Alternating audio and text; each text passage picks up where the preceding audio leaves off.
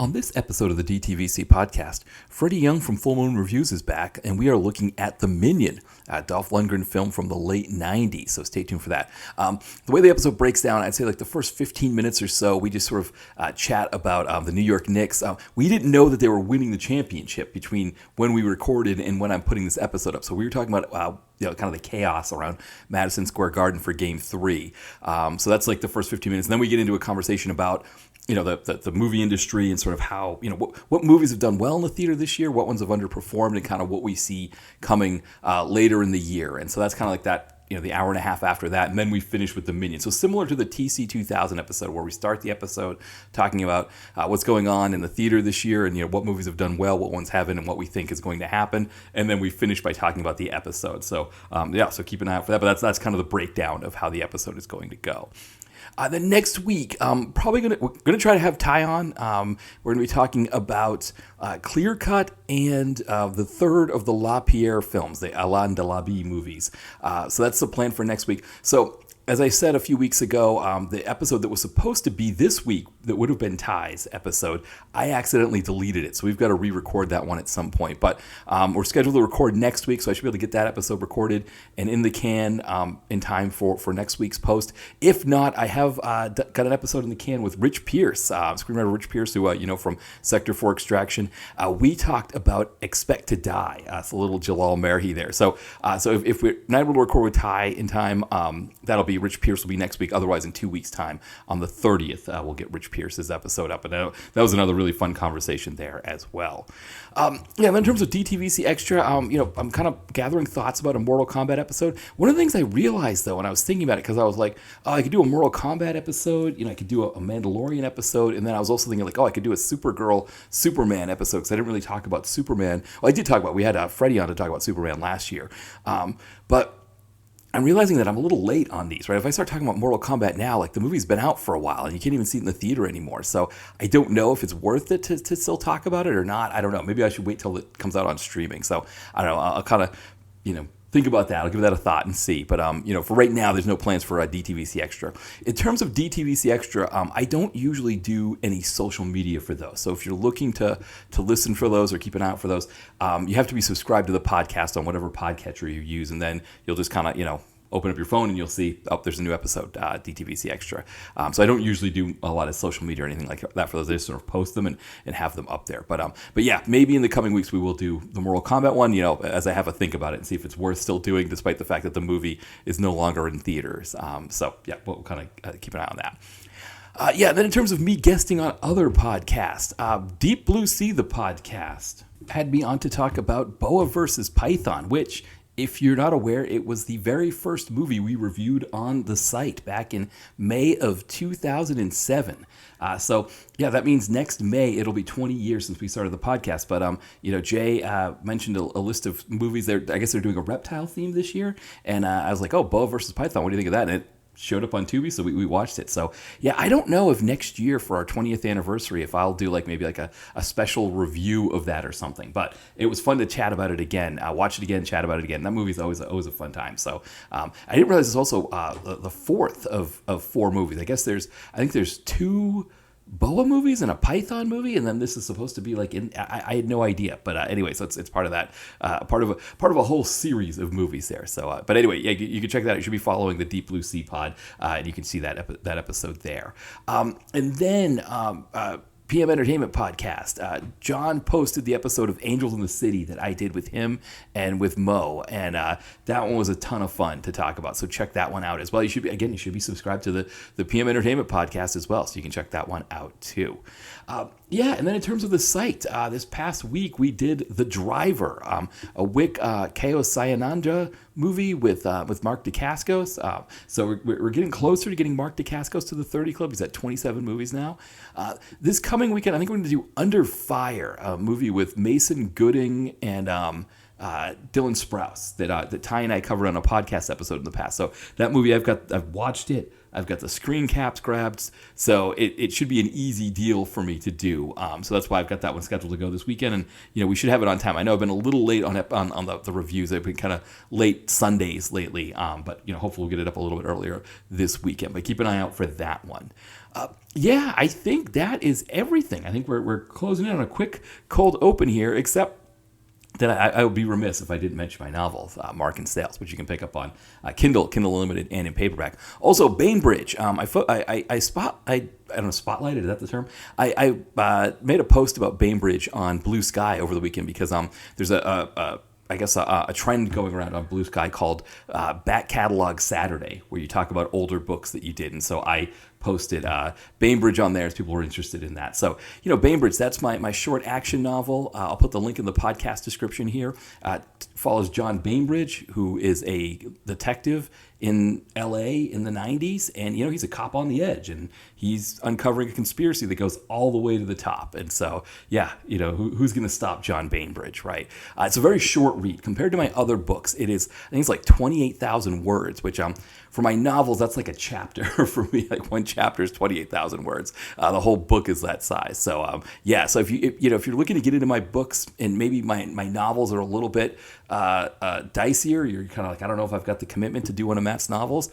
Bainbridge is probably an easier deal, and you can get it on Kindle for like $2, something like that. One of the things is the paperbacks. I put out a mass market paperback version of it, and that version isn't linked properly with the Kindle version. So I'll put both links in the podcast description.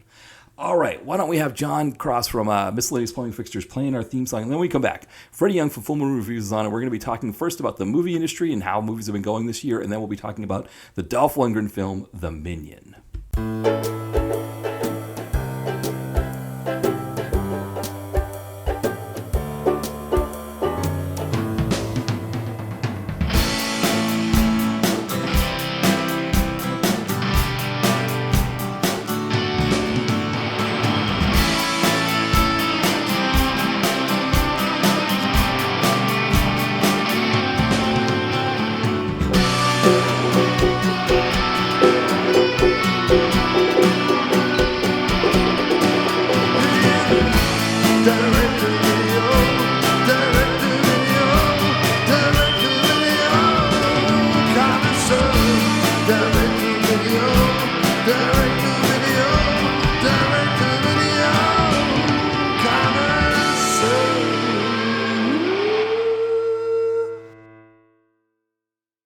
Welcome back to the DTVC podcast. As always, this is Matt here, and I am joined by a special guest. We've got Freddie Young from Full Moon Reviews. Welcome back, Freddie.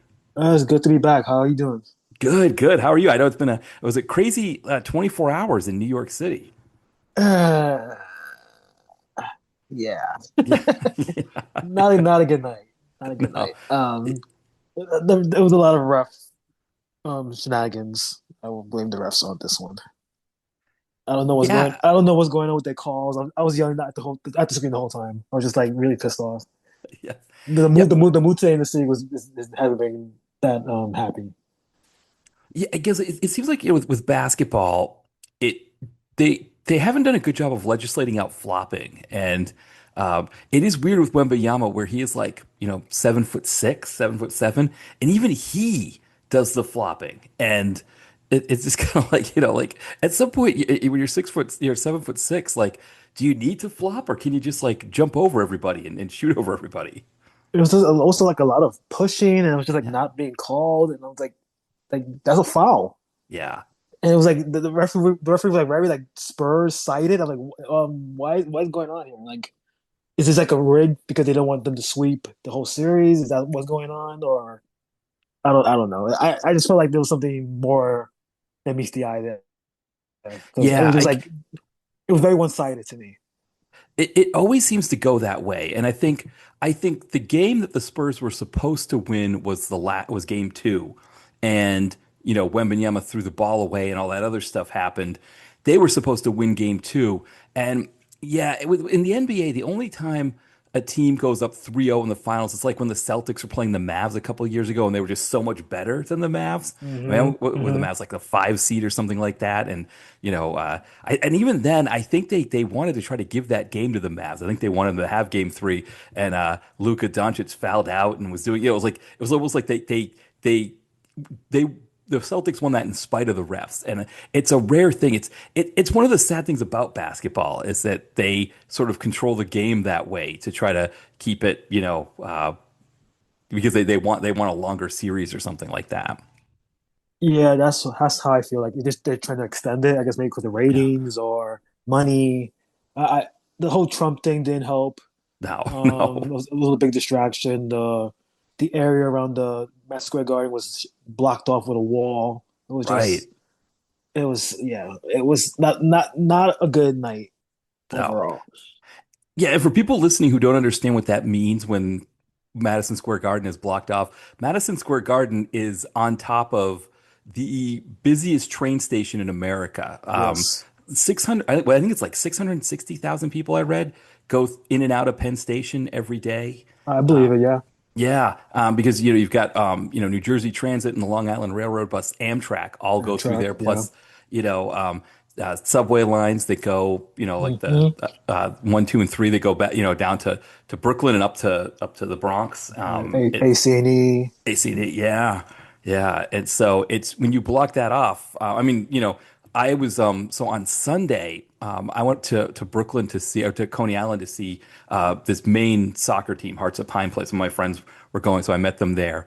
And I was getting the 2 train to Penn Station to get New Jersey Transit train back to Philadelphia or to Trenton, and I had like 4 minutes to spare.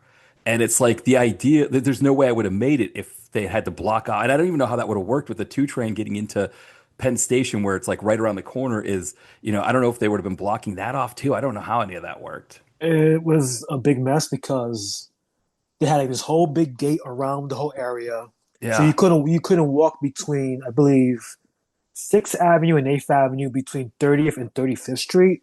Yeah. That's a big area. That's a big, very like shopping center. The movie theaters there, um, Yeah. Empire diner, State Building. Empire State Building's close. Yeah, Yeah. it's a big area where a lot of things happen. And it's just like for one person, they blocked this whole thing off, and one person who was Right. sleeping throughout the whole game, pretty much. Um, Right. and it was just like you're just making it more inconvenient. There was watch parties that were happening there. They had to move that to Bryant Park. They had to move that Yeah. to Astoria and Williamsburg. It was like very inconvenient. And also doing it from 4 o'clock to the end of the game was really like you would get off of work. So how are you gonna pass through there? So Right. it was a big mess.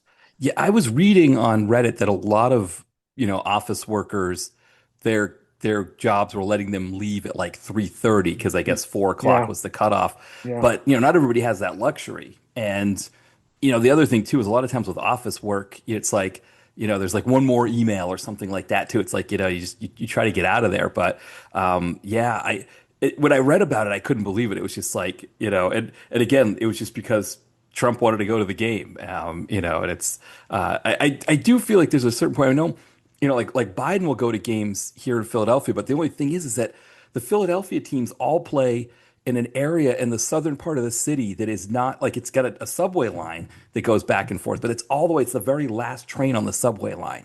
And so it's completely out of the way. And so, if Biden wants to go to a game or, his wife Jill would go to games, like it doesn't disrupt a whole, like it's not like 30th Street Station or suburban station here in Philadelphia, which again, even those stations, like I don't even know what the fraction is. I don't think I don't even know if 100,000 people go through the train stations in Philadelphia. Like it's just like a fraction. I wouldn't be surprised if Penn Station does like the volume of like multiple big cities in the United States combined. But I mean, it's just amazing to think about that, and then just block it off. It's just like, yeah, it's just crazy. You have to figure, not just New Yorkers, but people from like New Jersey, Hmm. Connecticut, they're just coming in to see the game. Yeah, It's traffic is like cars. How you gonna get through it? Do that without yeah, driving. Getting inside was like they say that was like a TSA. kind of like Yeah. airport thing. Like you couldn't bring Right. a bag. They checked your bag. They checked your pockets. Yeah. It was like crazy. Like I, Yeah. Well, I that's don't. the other thing too It's for people annoying. listening. Yeah. Oh, go ahead. No, I'm gonna say it's just annoying. Like it's like it's like everyday life for us, and you just like halting it because one person wants to see a game. Right. It's Yeah. just ridiculous.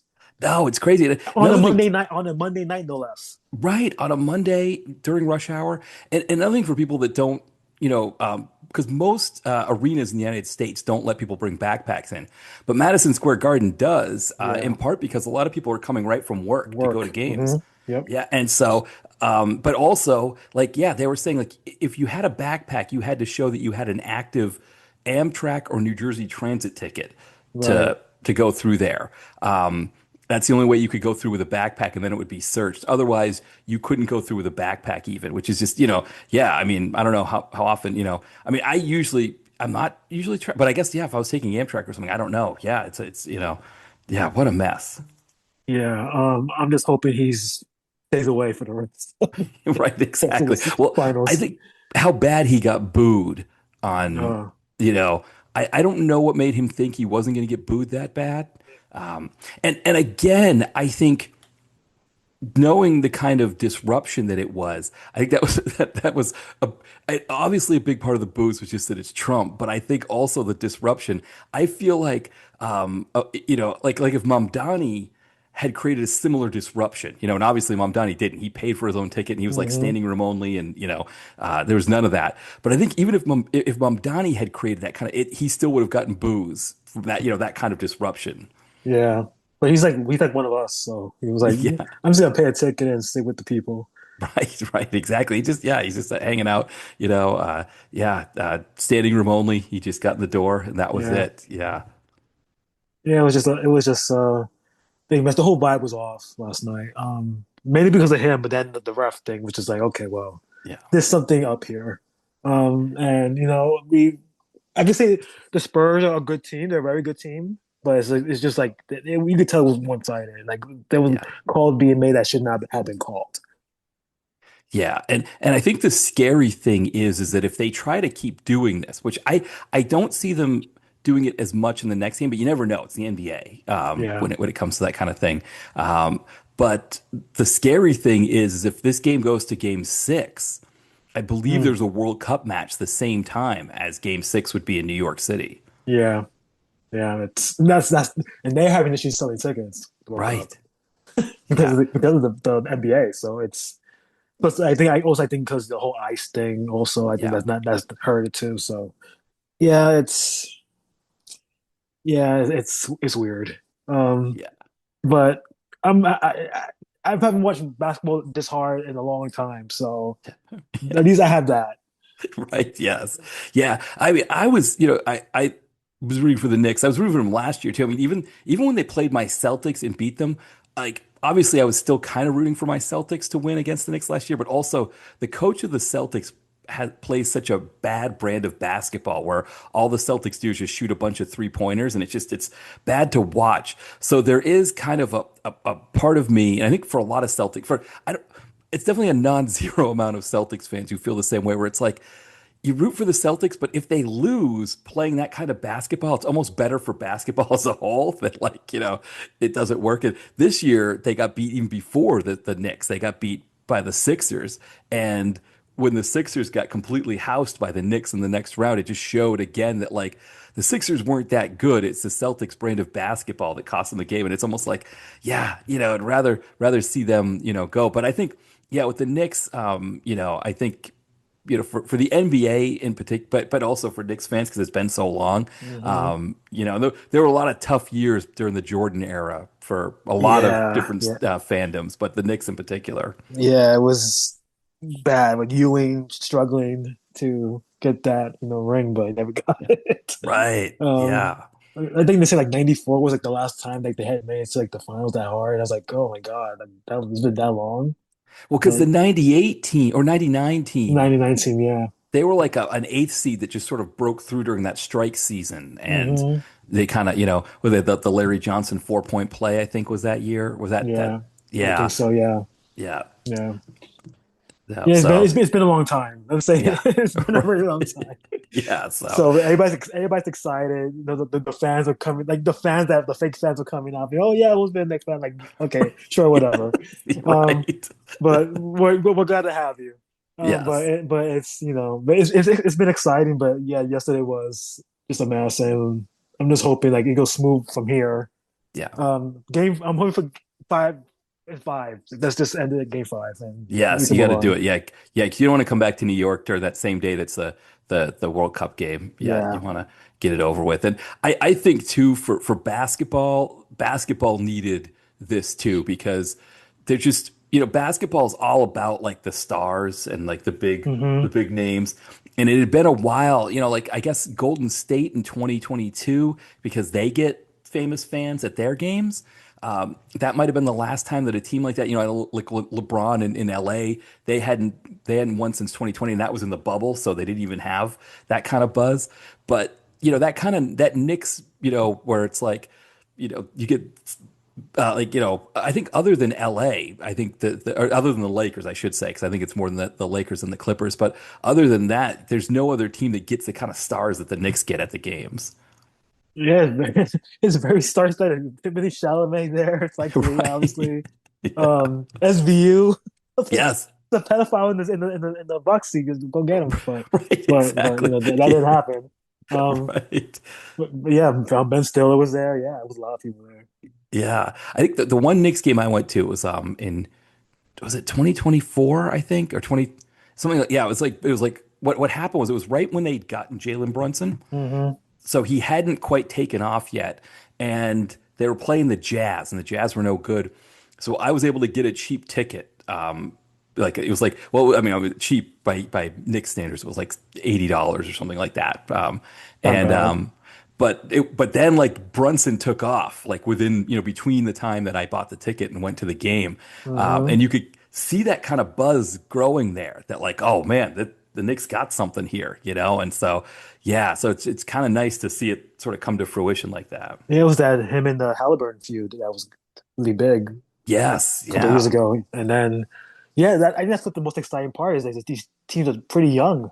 You know yeah, what I mean? And it's like they're very hungry. So it's like, oh, this is very it's like renewed energy in the league, which is great. But I just yesterday was just yeah, I could complain about it all week, but I'm yeah. not. No. We have things to talk about. So That's yeah, no, I totally understand. Well, I was remarking that I think last year when you were on around this time, the big news, kind of in the movie industry, or in the in the theater at that time was Sinners and the kind of mm, waves Sinners was making, and I think we were talking about, oh, Sinners might actually cut into the Thunderbolts box yeah, office, which it turns out it probably did. yep. I don't know if this year. I mean, I don't know if Obsession is that movie, or you, you Uh, know, I or think if I think it's a number of movies to be honest. I think Obsession's yeah, definitely one. I think it's definitely the big one, but I also think like Backrooms Backrooms, has. yeah, I think Michael surprised a lot of hmm people too. I think it's been I think I say the last maybe 6 weeks of movies has been very strong. yeah, Because I feel like the beginning of the year was kind of slow. And then like I think once like Project Hail Mary came out, I think in March, I think that's what really like kicked things up because that one made a lot of money. yeah, Which is surprising because Ryan Gosling's not a big box office draw normally, but he really made his mark on this. And then I think after that, you had like Mario Galaxy came out, and then obviously Michael, Prada 2, Obsession, like hit Backrooms. So those movies like really came out and did big numbers. I think YouTube right now is like a big major eyesore for Hollywood because their creators are just killing everything right now. yeah, Like yeah, even like earlier in the year, Iron Lung by Markiplier did yeah. very well, and he that was an independent release. So it's like it's something's going on in the water over there. Yes. Uh, Because yeah, I mean, I think our so the Super Mario movie was interesting because it did really well, but critically, I think people were not big fans of it. it Um, wasn't as good as the first one though, yeah, yeah, but it made $1 billion, so it's the first one to do it this year. yeah. So Well, you know, I remember Project Hail Mary, you know, going to the theater last summer, there were trailers for Project Hail Mary then. And I kind of watched it and I was like, I don't know, you know, I could see this movie being something that people go see, but I didn't see it doing as well as it did. as But it seems well. like there was some Yeah, yeah, buzz that kind of came out of like, you know, the initial couple weeks of the movie. It had this buzz of like, this is a movie people should go catch, which I haven't seen it yet. I've been meaning to see it, but it's my favorite movie of the year, is it? so Yeah. far. Yeah, I think what happened with that is I think once they released the other trailer for it, where they show like Hmm. the Rock, the puppet, Yeah. I think that's what really brought people in. Because like, okay, this is kind of like E.T. It's kind of like an old school kind of Hollywood family movie. And I think Ryan Gosling marketed his ass off Yeah. for this movie, and it worked. And people started buying the book, started reading the book, and oh, it's by the guy that did The Martian, which was a great movie. Oh, okay, so we'll check it out. And I think it was just word of mouth. Oh, this movie's so great. Yeah, go see it. People saw it multiple times. Yeah. And it's not a short movie; it's a very long movie. But it's fantastic. I think there's definitely Oscar buzz for it.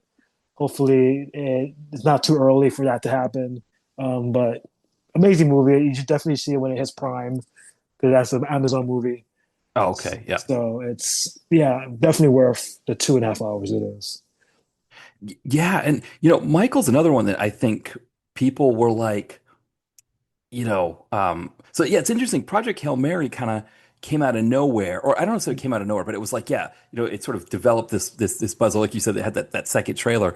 Whereas Michael, there's controversy surrounding it, but it seemed like again that was enough. That was one where I guess enough people were like, I want to see this. I want to see what this is about.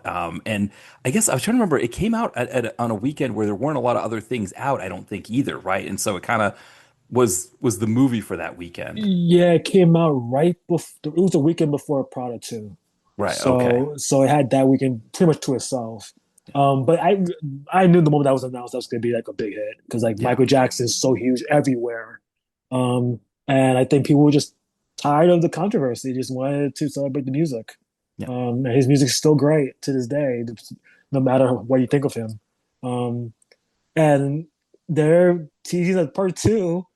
Um, how you do this without talking about the stuff that you need to talk Right. about? It's going to be interesting. Yeah. I don't know if you saw Michael yet. No, I haven't Um, seen it yet. No. So I'll just say it ends at the bad era. So it's like okay. 87, 88. Oh, right. Okay. When that stuff was starting to come out. Yeah. So yeah, so apparently they shot that stuff. It was supposed to be a much longer movie, and then they found out that the lawsuit, I guess the first accuser, they couldn't use the name, so they had to cut everything out. So they had to end Mm, it there. They had to reshoot the whole ending. So I guess the second part's gonna have that footage or whatever they're gonna do with it. I don't know. Um, but yeah, for me, it's a great concert movie, not a great biopic. I think the story is, it's pretty standard, generic. No, he's portrayed as pretty much too perfect for my hmm. taste. Um, like he's just a victim the whole movie, and he was Yeah. a victim. I'm not saying he wasn't, he was, but it's just like he had really no flaws.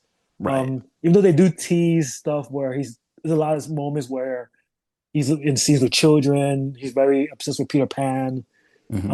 and stuff like that. So it's no, they're straddling the line where it's like, okay, there was basis of the accusations here, but yeah, I think as a story, it doesn't totally work, but as a musical piece, it's brilliant. Yeah. And I think Okay. the actor who plays him is fantastic. Yeah. Now is that Jermaine Jackson's son? Yes, Jafar Yeah. Jackson. Yeah, he's perfect. He's great. Yeah. Yeah, because you know the thing with Michael Jackson, I remember, you know, kind of, you know, beyond the sort of the controversies everybody knows. I know people that have worked with him. I know like Quincy Jones was like, man, Michael Jackson's cutthroat, you know, and Hmm. I know Hall and Oates met him. I think Daryl Hall met him when they were doing, was it the oh man, I'm trying to remember. It was one of those, you know, benefit songs that they were all We performing Are the together. World. Yeah, it might have been "We Are the World." I think so. And Michael went up to him and said, "Hey, you know, I stole. I think he said I stole. I can't go for Go that for at the that. beginning of Yeah. yeah." And Daryl Hall's Billie like, Jean. no, you didn't steal that. No. Then he went home and listened to him. And he's like, oh, he did. He Yeah, stole that Billie off Jean. Yeah, me. Billie Jean starts the same way. Yeah. Right.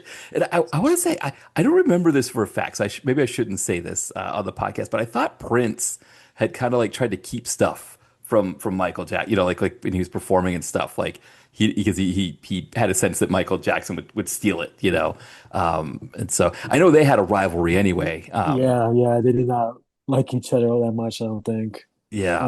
If you don't know history about the bad song, Prince was supposed to be on that song as a Hmm. duet, and then I guess the line "Your butt is mine" kind of turned him off. It was like, okay, I don't want to do this. I guess he thought it was like a gay thing or something, and it was weird. I don't know. But I'm sure a Prince one is coming. A Prince biopic that has to be in the Yes. cards. Yeah, like I said, like the movie. I think as an experience, the movie is great. I watched it in theater with a bunch of fans. They were all dancing and singing to everything. Like that was like it was a party.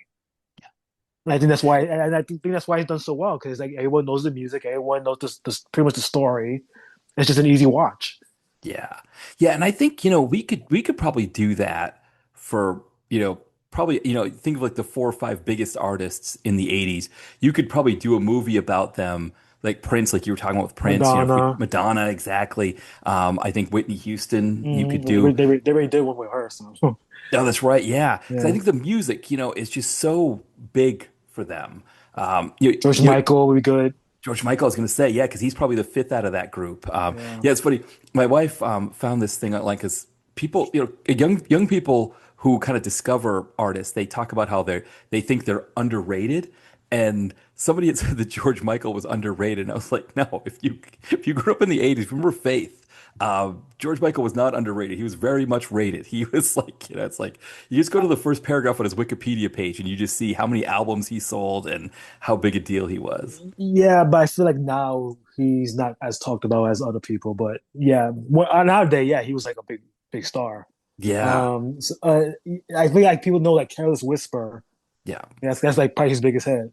But Yeah. like usually people go, oh, Faith, and then Father Figure. A lot of people did not hear Father Figure until Baby Girl, that movie Baby Girl with Nicole Kidman. Oh, really? Yeah, Because that was a yeah. big, that was a big one of the major songs in the movie, and people didn't know what that song was until they saw that movie. A lot of the younger generations like, oh, that's George Michael. Okay. Yeah. Oh, that's the guy who's taking Last Christmas. Oh, okay. They didn't know. So Right. it's weird, when you think about it. Like Madonna, people know Michael, Whitney. No, I think Cyndi Lauper will be interesting to do one Yeah. of hers. A lot of people don't know her stuff either.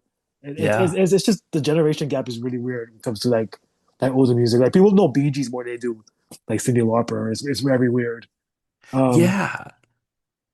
No, you make a great point because also too, it depends on like what radio stations play. Like when I was visiting my family the past week and my mom had the classic rock station on, which one of the things I heard, like what with quote classic rock close quote was they were doing the uncle. I think you saw I posted it on Blue Sky that they had the Uncle Cracker version of uh, Drift Away, yeah, which it's like I mean anything from the 2000s to me. I'm sorry, it's it would be like if it's like Me TV when they show like Everyone Loves Raymond, and I want to watch like 70s and 60s and 70s TV shows. I don't want to watch Everyone Loves Raymond.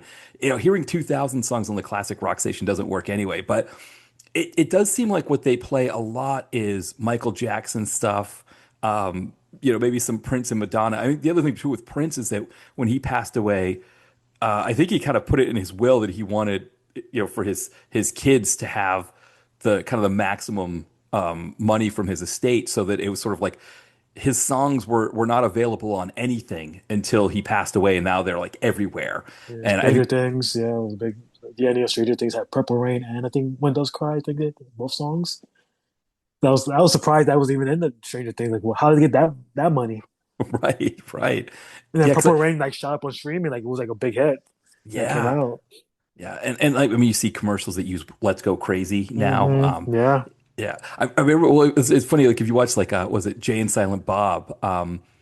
They, Kevin Smith was doing a documentary on Prince, and Prince told him initially that he could use Prince's music in Jay and Silent Bob, and then he said, no, actually, you can't have the rights to that, but if you want, you can use More Stay in the Times music, and so that's why More Stay in the Times in that movie.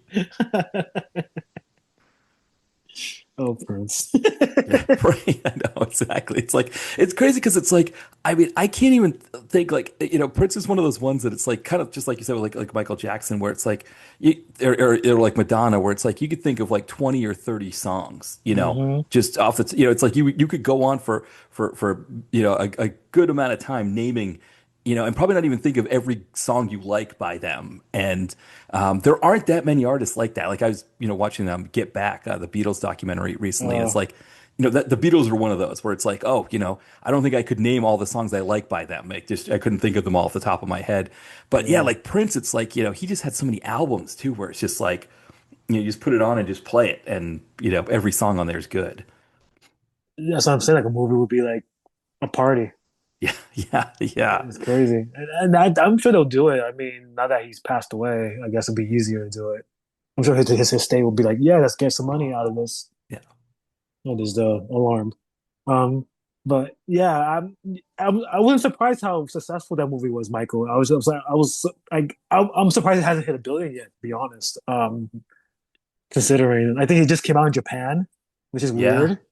So it's like, I mean, if that helps it, I wouldn't be surprised if that's the second $1 billion movie. But I'm more curious about the sequel. I'm like, how are you gonna do this? Like, Right. it's a slippery slope because Netflix just released a mini series about the verdict, Hmm. and then people are like complaining, like, "Oh, how dare you besmirch Michael Jackson's name?" And it's like this new generation's like, "Oh, he's innocent. Like he didn't do anything wrong." Yeah. So it's like our generation is like, "Oh well, we didn't know for sure," but this new generation is like, "No, he's innocent. He was being innocent twice. He's innocent." So it's like, well, I don't know.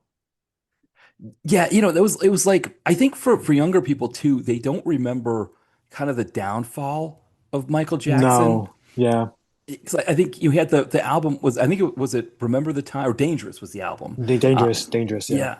That was probably his last really good album that had, Mm-hmm. Agreed. 4 or 5 really great songs on it.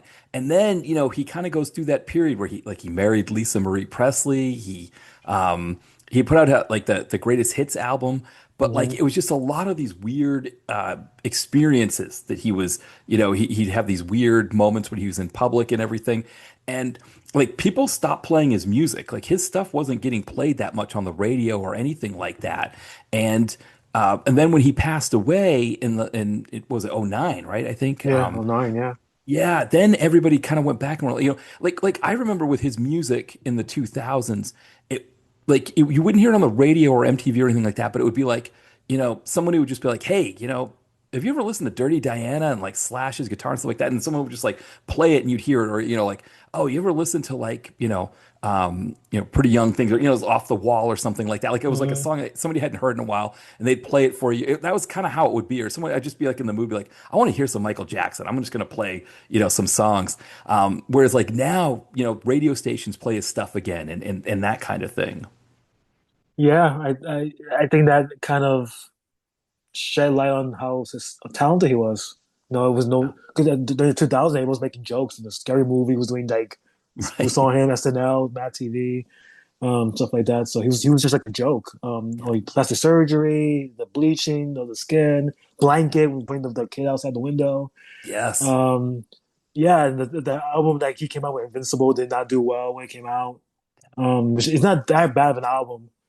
But yeah, it was just the butt of jokes, and then like yeah, Justin Timberlake being like a Michael Jackson light Usher, so people taking his spot, Yeah. and yeah, I think now everybody just going like yeah, he was great, like Thriller right now is just Halloween. That's what you expect to hear is Thriller.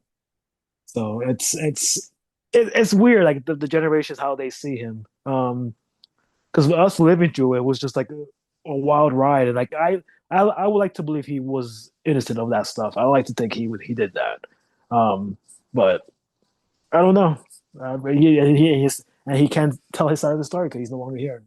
No. He was murdered. So Yeah.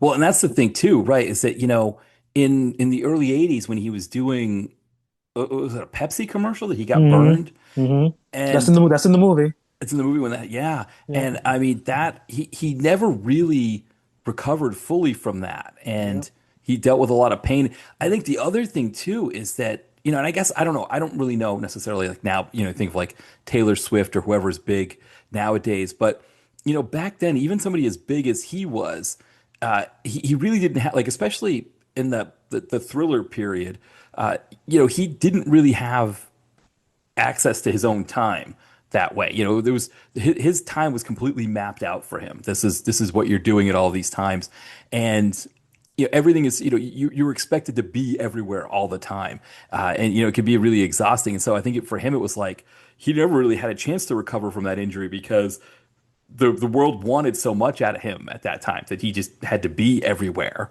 and it kind of takes its toll. I mean, that part of the reason I think maybe why Madonna might be the only one still alive out of that group is that kind of life takes its toll where you're just constantly having to go everywhere, all over the place, be in appearances and doing all that kind of stuff. I'm sure they're taking uppers and things like that at times, but yeah, because it just it that kind of life really, and I think the 80s might have been one of the last years where it was really like that. I mean, I guess I know you can think about like Britney Spears also kind of in a similar way, that when you're young and you're a pop star like that and everybody's pulling you in every direction, yeah, you don't get a chance to really recover if you have a serious injury or something. Yeah. Yeah, that movie does deal with the whole pain pill thing.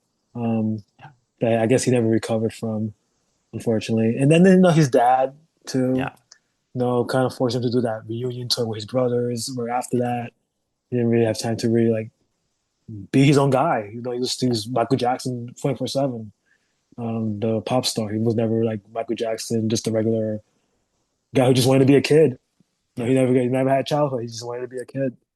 Um, it's just I mean, you watch, it's tragic. You can't go, damn, like this guy had everything, but did he really have everything? Not really.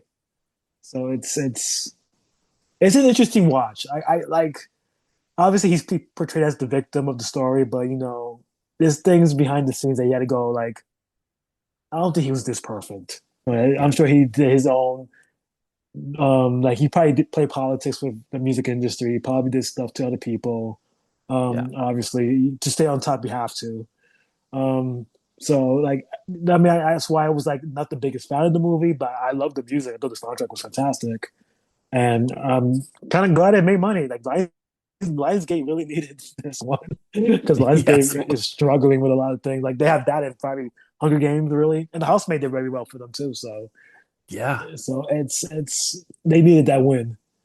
Yeah, well, because the ballerina last year Yeah, didn't do bombed. well for Yeah, them. unfortunately. Yeah. Yeah, so you're right. Yeah, and the housemaid. I think I was talking with Ty about that because we were talking about Sydney Sweeney, and Hmm. I happened to notice that like how much that movie did at the box office. It did like what did it do like almost a $500 million, I think, right? Something like that. Worldwide, yeah. Yeah, yeah, Yeah. Mm. which is insane. I mean that's the other thing too. When you look at some of these movies, like Devil Wears Prada, I think the thing that's really stunning about that is not only that it did, that it's done so well, it's done like better than twice what The Mandalorian and Grogu has done at the box office. It did three times better than the first film did, Yeah, which is wild. And that movie was like, when I went to see that, I saw it in the Tuesday after it came out because it was sold out the whole weekend. hmm That whole theater was packed. There yeah, was no seats empty. I was like, wow, yeah, like this, like I think the last few weeks is like people will go to a movie and it feels like it's an event, yeah, and that felt like an event. Like wow, 20 years after the first one came out, it became a cult hit. No one thought these actors would ever come back together to do another movie, and they did. And it was like, oh wow, okay, fashion, celebrity, that's still in, influence culture. And I would say this: the film is not as good as the first one. It's not as quotable. It's not as fun to watch because it's a very serious movie about journalism and about the effects of influencer culture on fashion and pop culture in itself. But it's still a very good movie, and I'm not surprised it did as well as it did. Disney definitely needed this one because Mandalorian did not do well. Well, so right. we'll get to that. But yeah, not surprised, and I'm not surprised that they do a third one because like has become an IP. Yeah. Yeah, and I think it's the other thing too is that obviously we haven't had a comic book movie come out this year. It's interesting because the one that's like kind of missing off the top 10. I mean, Warner Brothers did get, I guess, Wuthering Heights. It Mm, pulled in a quarter of a billion, which obviously this early in the year, you're still seeing things like Mandalorian Grogu that pulled in 300 million. They're still in the top 10. I think as we get further in the year, these are going to get pushed down, but.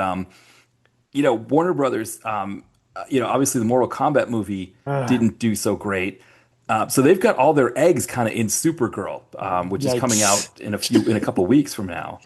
Yikes! Yeah, Warner Brothers having a rough time this year. Period. The merger, with Paramount, and then yeah, that they had The Bride, which I thought would do Yeah, better than it did, and it did not yeah, do well at all. I enjoyed that movie for what it was. It's just the bunkers. It's not a good movie, but I admired the ambition of what was they were trying to do with it. Mortal Kombat 2, I loved. I'm yeah, surprised it did not do better than it did. I think it came out during a bad time. It was a bad yeah, timing. It was supposed to come out last year in October, which I think it should have kept this date. It would have done very well back then. You were coming a week after Prada. You coming up. Michael's still up. Project Hail Mary's still around. Mario's still around. Like it's not great. Then Obsession just took over at that point too. And yeah, Warner Bros. Is struggling. And Wuthering Heights. I mean, it's whatever. I didn't care for it. I read the book. It was like half the book.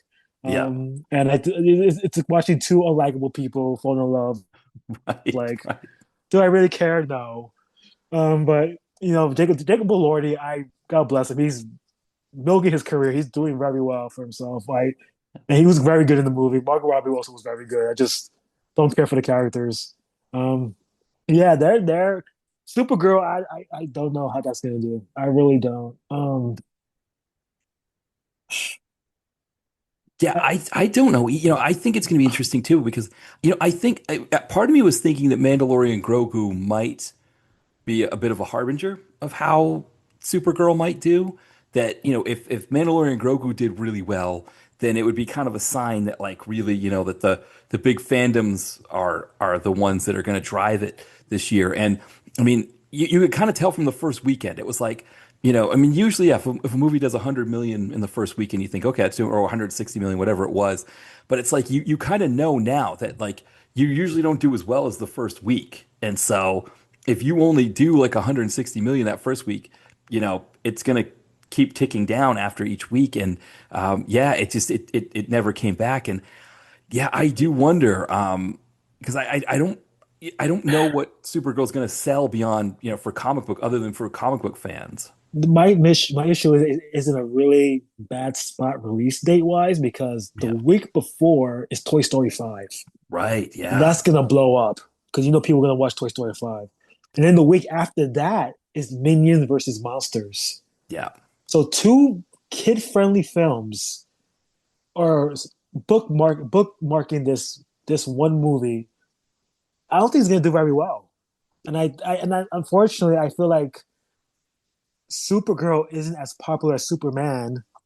And I feel like a lot of the incel culture is gonna be like, well, it's a female-led movie.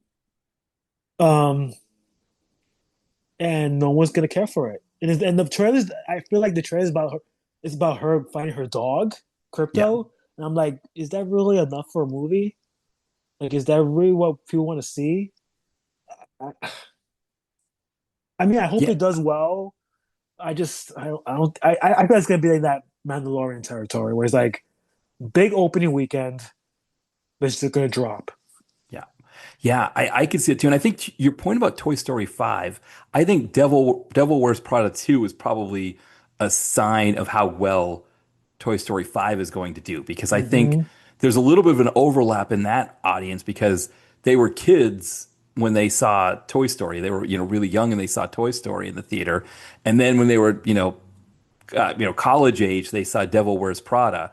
And I think the nostalgia factor for both of those is going to be big. And I think they that age group, I think, especially kind of the later millennial group that were born like the late 80s, early 90s, that's the group that the comic book IPs really need. And if they're, and a lot of them have kids now. So it's like they're going to take the kids to Toy Story 5. They may not take them to the Minions movie. They might not take them to both. But I think if there's a choice, they're probably more likely to take the kids to the Minions movie and watch Supergirl on HBO Max than they Right. are to get the babysitter for Supergirl and skip the Minions movie. And we have to remember that this weekend that we're recording, Disclosure Day comes out. That's the big Mm, Spielberg movie. That's gonna do yeah. big numbers. Yeah. So Supergirl is pretty much like in dead man's land. Yeah. Whereas like, well, you better be a damn good movie and have a Right. very strong word of mouth if you want to survive this. Because Obsession is still making money, Backrooms is still making money. Yeah. Um, yeah, it's not looking good. No. Um, I don't know. I don't. I feel bad for James Gunn because I don't know what he's going to do with this. No. Well, because Superman last year barely got into the top 10. Yeah. It made just over 600 million. And I don't know that I see, and I'll say one of the things I remember last year when I went and saw Superman was that there were people in line ahead of me and behind me who were getting tickets to Jurassic World Rebirth. Hmm. And that movie ended up doing a good like 250 million better. But I think the other thing was that people were kind of behind last year. It was almost like I think Sinners almost put everybody behind a week on Yeah. movies. Yeah. And I think that also hurt Fantastic Four. Hmm. I think because people that wanted to see Superman were watching that instead of Fantastic Four. Because I remember that same thing when I went and saw Fantastic Four. There were people in line watching Superman, and so I do wonder if Supergirl's going to meet the same fate. But I don't see if Superman did 600 million, I don't see how Supergirl is going to pull that. And then I guess the question is if you're James Gunn, now that HBO is being bought out by Paramount, I think James Gunn was hoping he would have the time to build his universe the way Kevin Feige did with the Marvel Cinematic Universe back in, what, 15, 20 years ago. And I don't know that he's going to get that kind of time with Paramount Plus taking over. They're going to want hits right away. Yeah, that's another issue too, where I'm just wondering what's the plan now because I feel like he had this big roadmap when he came out with this stuff, and like none of it's really panning out. Like Yeah. the Batman, Brave and Bold, where's that at? Yeah. And then they can't do that because Matt Reeves is doing Batman too. So like, Yeah. why can't you just put Robert Pattinson in that spot? But like, they want to be separate. It's a big mess. And also like Supergirl comes out, people might wait because a month after that is Spider-Man: Brand New Day. They might Yes. want to go see that instead. That's gonna be $1 billion movie. So it's yeah, I feel like this is gonna be a streaming movie. It's sad because I'm excited for Jason Momoa as Lobo. I think Yeah. that's the thing I'm most excited for. But I feel like Supergirl's not that big of a character as like a Superman or a Batman or even a Wonder Woman. I feel like they could have done a Wonder Woman over or Supergirl. I think that would have done better. Yeah, like even the TV show then wasn't like that big of a hit, to be honest with you. When it was on CW, so I'm just like wondering what was the goal here. Yeah, because And it's the too thing, similar, and it's too similar to Superman too. Like yes, you have yeah. to make it differentiate your heroes. Yeah, because they didn't bring Supergirl in with the other series until after part three. And of course, Yeah, part three did so badly that they completely slashed the budget on Supergirl and it right. ended up, being a complete wash. But yeah, I mean, Wonder Woman, to your point, Wonder Woman would have probably been a better one to bring in because also, I know James Gunn probably doesn't want to completely follow the Kevin Feige mold, but the Kevin Feige approach worked really well, where it's like, okay, we introduce Iron Man, we introduce Hulk, but then of course we kind of can't use Hulk because of the Universal thing. But either way, we introduce Right, Hulk, we give you one more Iron Man movie, and then we introduce Thor and Captain America, America, and then everybody comes together. And of course, throughout we're also introducing Black Widow, we're also introducing Hawkeye. Loki, Hawkeye. We bring everybody together for that Avengers movie, and I mean, it kind of shook DC because DC put out the third Batman movie in the Christopher Yeah. Nolan trilogy. They had just come off the huge success of the second Batman movie, which at that time was one of the highest grossing, I think it might have been the highest grossing comic book movie of all time. And they thought they had this whole thing nailed. Oh, we'll just release Batman movies here and there, Superman here and there. We don't really need to worry about our other characters. And then here comes Marvel, and then Marvel just like swoops in with Avengers. And it is interesting that Tim Gunn's not thinking the same way because even though, yes, it would feel like he's trying to copy what Marvel did, it's a technique that works, that you establish individual characters and then you bring them together as a team and watch them all kind of fight after we get to know them individually. And so it's weird because like you have to create the Justice League first Yeah. for this to work. Like you have to Superman, Batman, Wonder Woman. He's doing the Lantern show. That's great. We also have to Yeah. bring like people like I don't know Martian Manhunter Yeah. and was it Green Arrow, Flash. Do another Flash. Um, it's yeah. You have to build up your big heroes first before you do other heroes. I feel like Supergirl is not. You could have her as a side character, like in a movie, but like as a her own movie, I mean, I applaud it because the actress. I love the actress. She's on Game of Thrones, House of the Dragon. I like her, but I just feel like this is not the best time to do this. I just feel like this should happen maybe phase two of your roadmap, where you kind of establish her first and then do a movie. Um, but I don't know. I don't know what the goal is here. I don't know if the Paramount is gonna change things up. It's yeah, like I feel like I'm hoping it's good, but like I got tickets for the movie already. It was easy to get. That's how worried I am.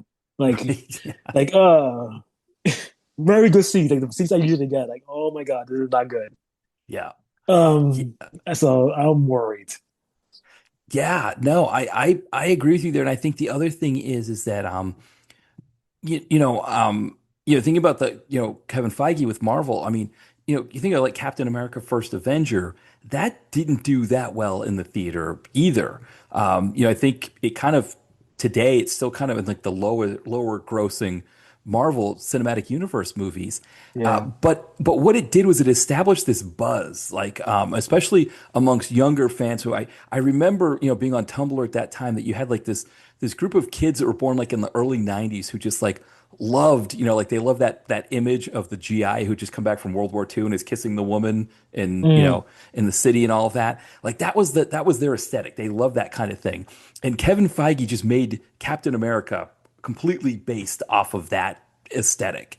And they were hooked. They were pulled in, and they end up being the people, the kind of the engine that drives this thing. Because us as comic book fans, we're going to go see it either way.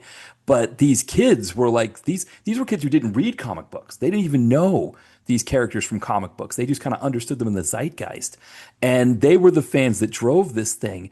And I don't know if you can find another group of those fans. I think from Kevin Feige's standpoint, from Marvel's standpoint, they're going to be able to tap into those fans for, the Spider-Man movie, and then at the end of the year, probably for the Avengers movie as well. They can probably get a movie a year out of that group now. But James Gunn doesn't have that group really. That group. The only time that group really came out for a DC movie, I guess they came out for the first Wonder Woman movie, and then they came out for Aquaman. But that was like in that period between the two Right. Avengers movie, the two Infinity War movies.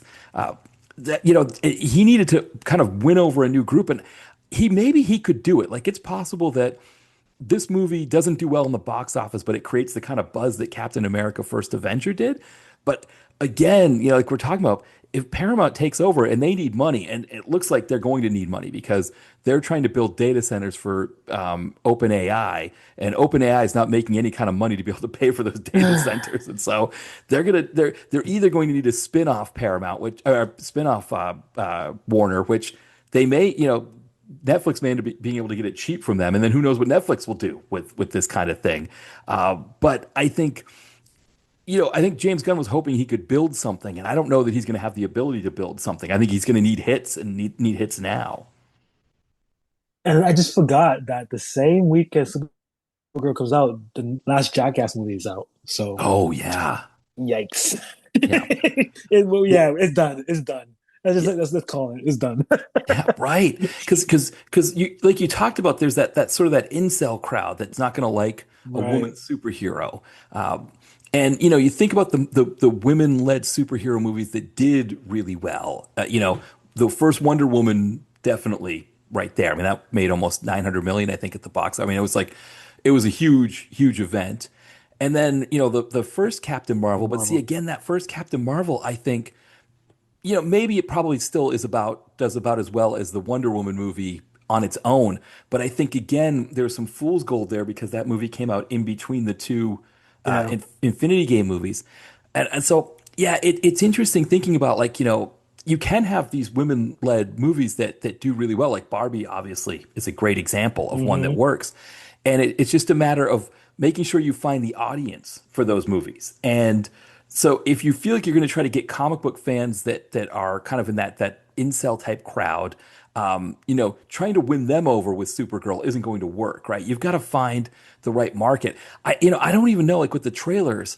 I mean, I love that they use Jimmy Ruffin in the trailers. I like the music, but I want to go see the movies because I want to go see the movie, but I don't know how much the trailers are selling the movie. I just don't understand what the tone of the movie is. Hmm. You know what I mean? Is it a comedy? Is it a you know what I mean? Like Superman, I understood what the tone was. Yeah. This one, I'm like, I don't know what this is. Like, is this like a Western? Is this a sci-fi space movie? Is this a comedy? Is this a drama about her and her dog? She's obviously traumatized by something. Is that what the movie's about? It's yeah, I don't know what the tone is. I just the villains. I don't know who they are. Like Yeah. they're very not classic villains at all. Um, yeah, I feel like this is gonna be like an HBO Max hit, but other than that, I don't know. And then Jackass is gonna take it over, right? And then also that's counter program because Paramount owns Jackass, so it's like you have your company facing each other, Well, and because I think it's because they didn't know at the they know, time, but right? But but still, I think if you're the Paramount people where they're like, doing UFC events on the White House, right? they probably want Jackass to win, honestly. Exactly. They want Jackass to beat Supergirl, which is the other part of the problem too, is that like, you know, the Wonder Woman movie is probably the one that we really want out of these James Gunn movies. And Right. is that something where Paramount's not going to let that happen? And so, I mean, the other thing to your point too about Supergirl, going back to the TV show, where that TV show took off was because it was originally on CBS, I think, and CBS linked it Yes. to the CW shows. Yep. And when they did that, once it was linked to, Green Arrow and Flash and those in part of that universe, then it really took off. And maybe that's part of it, is maybe they need to establish the other characters more. And then maybe like you said, phase two, you bring in Supergirl and it's a bigger deal. Yeah. Yeah. I think this is gonna flop, and it's unfortunate. Um. Yeah, I just think it's just bad timing. Yeah. It's in between a lot of things. Like I said, Minions and Monsters, Evil Dead Burn is coming up after that soon. Moana, that's gonna be huge. Yeah. Yeah, it has no place. No. Well, and also I think for action fans, The Furious is coming out. I saw that at a special screening. Oh, did I, you? Yeah. I would say that's one of my favorite movies of the year. Yeah. It's just incredible. It's getting a lot of buzz. I hope it does very well. Yeah, that's definitely a testosterone Yeah. movie. And I hope that the Lionsgate needs that win too. Like, yes, that's good. That's get another one. Yeah, I was amazed how good that movie was. Yeah, and for action fans, I think that's another one's going to cut into the bottom, which I think that's one of those ones that's kind of similar to Sinners last year, where nobody was expecting that one to cut into a Supergirl's bottom line, but I think Yeah. it's going to. I mean, I think to your point, I think Toy Story was the one when you came into the year, you saw, oh, Toy Story 4, 5 is going to be coming out, around the same time as Supergirl. You're really kind of messing with the two, the same audience that you want to come see Supergirl is probably not going to. They're probably going to put that one as their HBO Max movie or Yeah. their streamer movie, just because. I mean that's kind of what's happened with the Marvel movies as well. I think that's what happened. I think that was the biggest thing that happened to the Marvels back in however Oh, many years ago that was. I think for that age group that were the ones that made, the Avengers movies, $2 billion movies, they looked at the Marvels and said, I'll just watch it on Disney Plus, I'll You had TV characters on there. right, There's like right. the one that was big was like Brie Larson. I mean, Yeah. and she's not very well liked by a lot of people. So Yeah. I mean, let's look at this past weekend, Master of the Universe Yeah. bombed, Yeah. and a lot of people are blaming Jared Leto. Yeah. And, he's not in the movie, but his voice is, and you can't really tell if it's him if you didn't know who it was. Yeah. But yeah, but he's a big box office bomb, Yeah. and it's like that's a movie that I enjoyed as well, and it was like I'm was not surprised it bombed No. because that's an IP that's 45 years old. There's not really anything really been done with it recently, except for maybe Shira that was on Yeah. Netflix. So it's unfortunate. Scary Movie, people know that franchise, and they did very well. Nostalgia is a very strong thing, and that movie's not as good as He-Man, but it is what it is. Right. Well, because He-Man is a very short nostalgia window too. When you watch the documentary on Netflix about He-Man, it's like essentially it's after like what Return of the Jedi, Mattel wanted an equivalent to Star Wars, where because they're getting killed on Star Wars merch, and a group of guys just like kind of based off of like Conan the Barbarian, and then just like throwing all kinds of other crap in. They were just like, oh, we're gonna make He-Man. It's like, as a kid, I remember going to Toys R Us and seeing like this big wall of figures, and you have like a ninja, you have like a guy that was a bee, it was like this whole ridiculous thing. But I don't know, like it never felt like I mean the cartoons were just advertisements for the new toys. Right. I get why. I mean, the first movie, the Dolph Lundgren movie, that's kind of a bit of a classic now. People enjoy it now. But I watched that one and I'm like, well, it's not anything like the cartoon. But then I'm like, the cartoon was just, it was just a 22-minute advertisement for the new toy that the new character that came out, or the skunk guy or whatever. And I do think I want to watch the new movie again. I probably have to relegate it to screening just because I did Mortal Kombat and Mandalorian, and then I'm going to do Supergirl, so I had to kind of figure out where my money was going to go.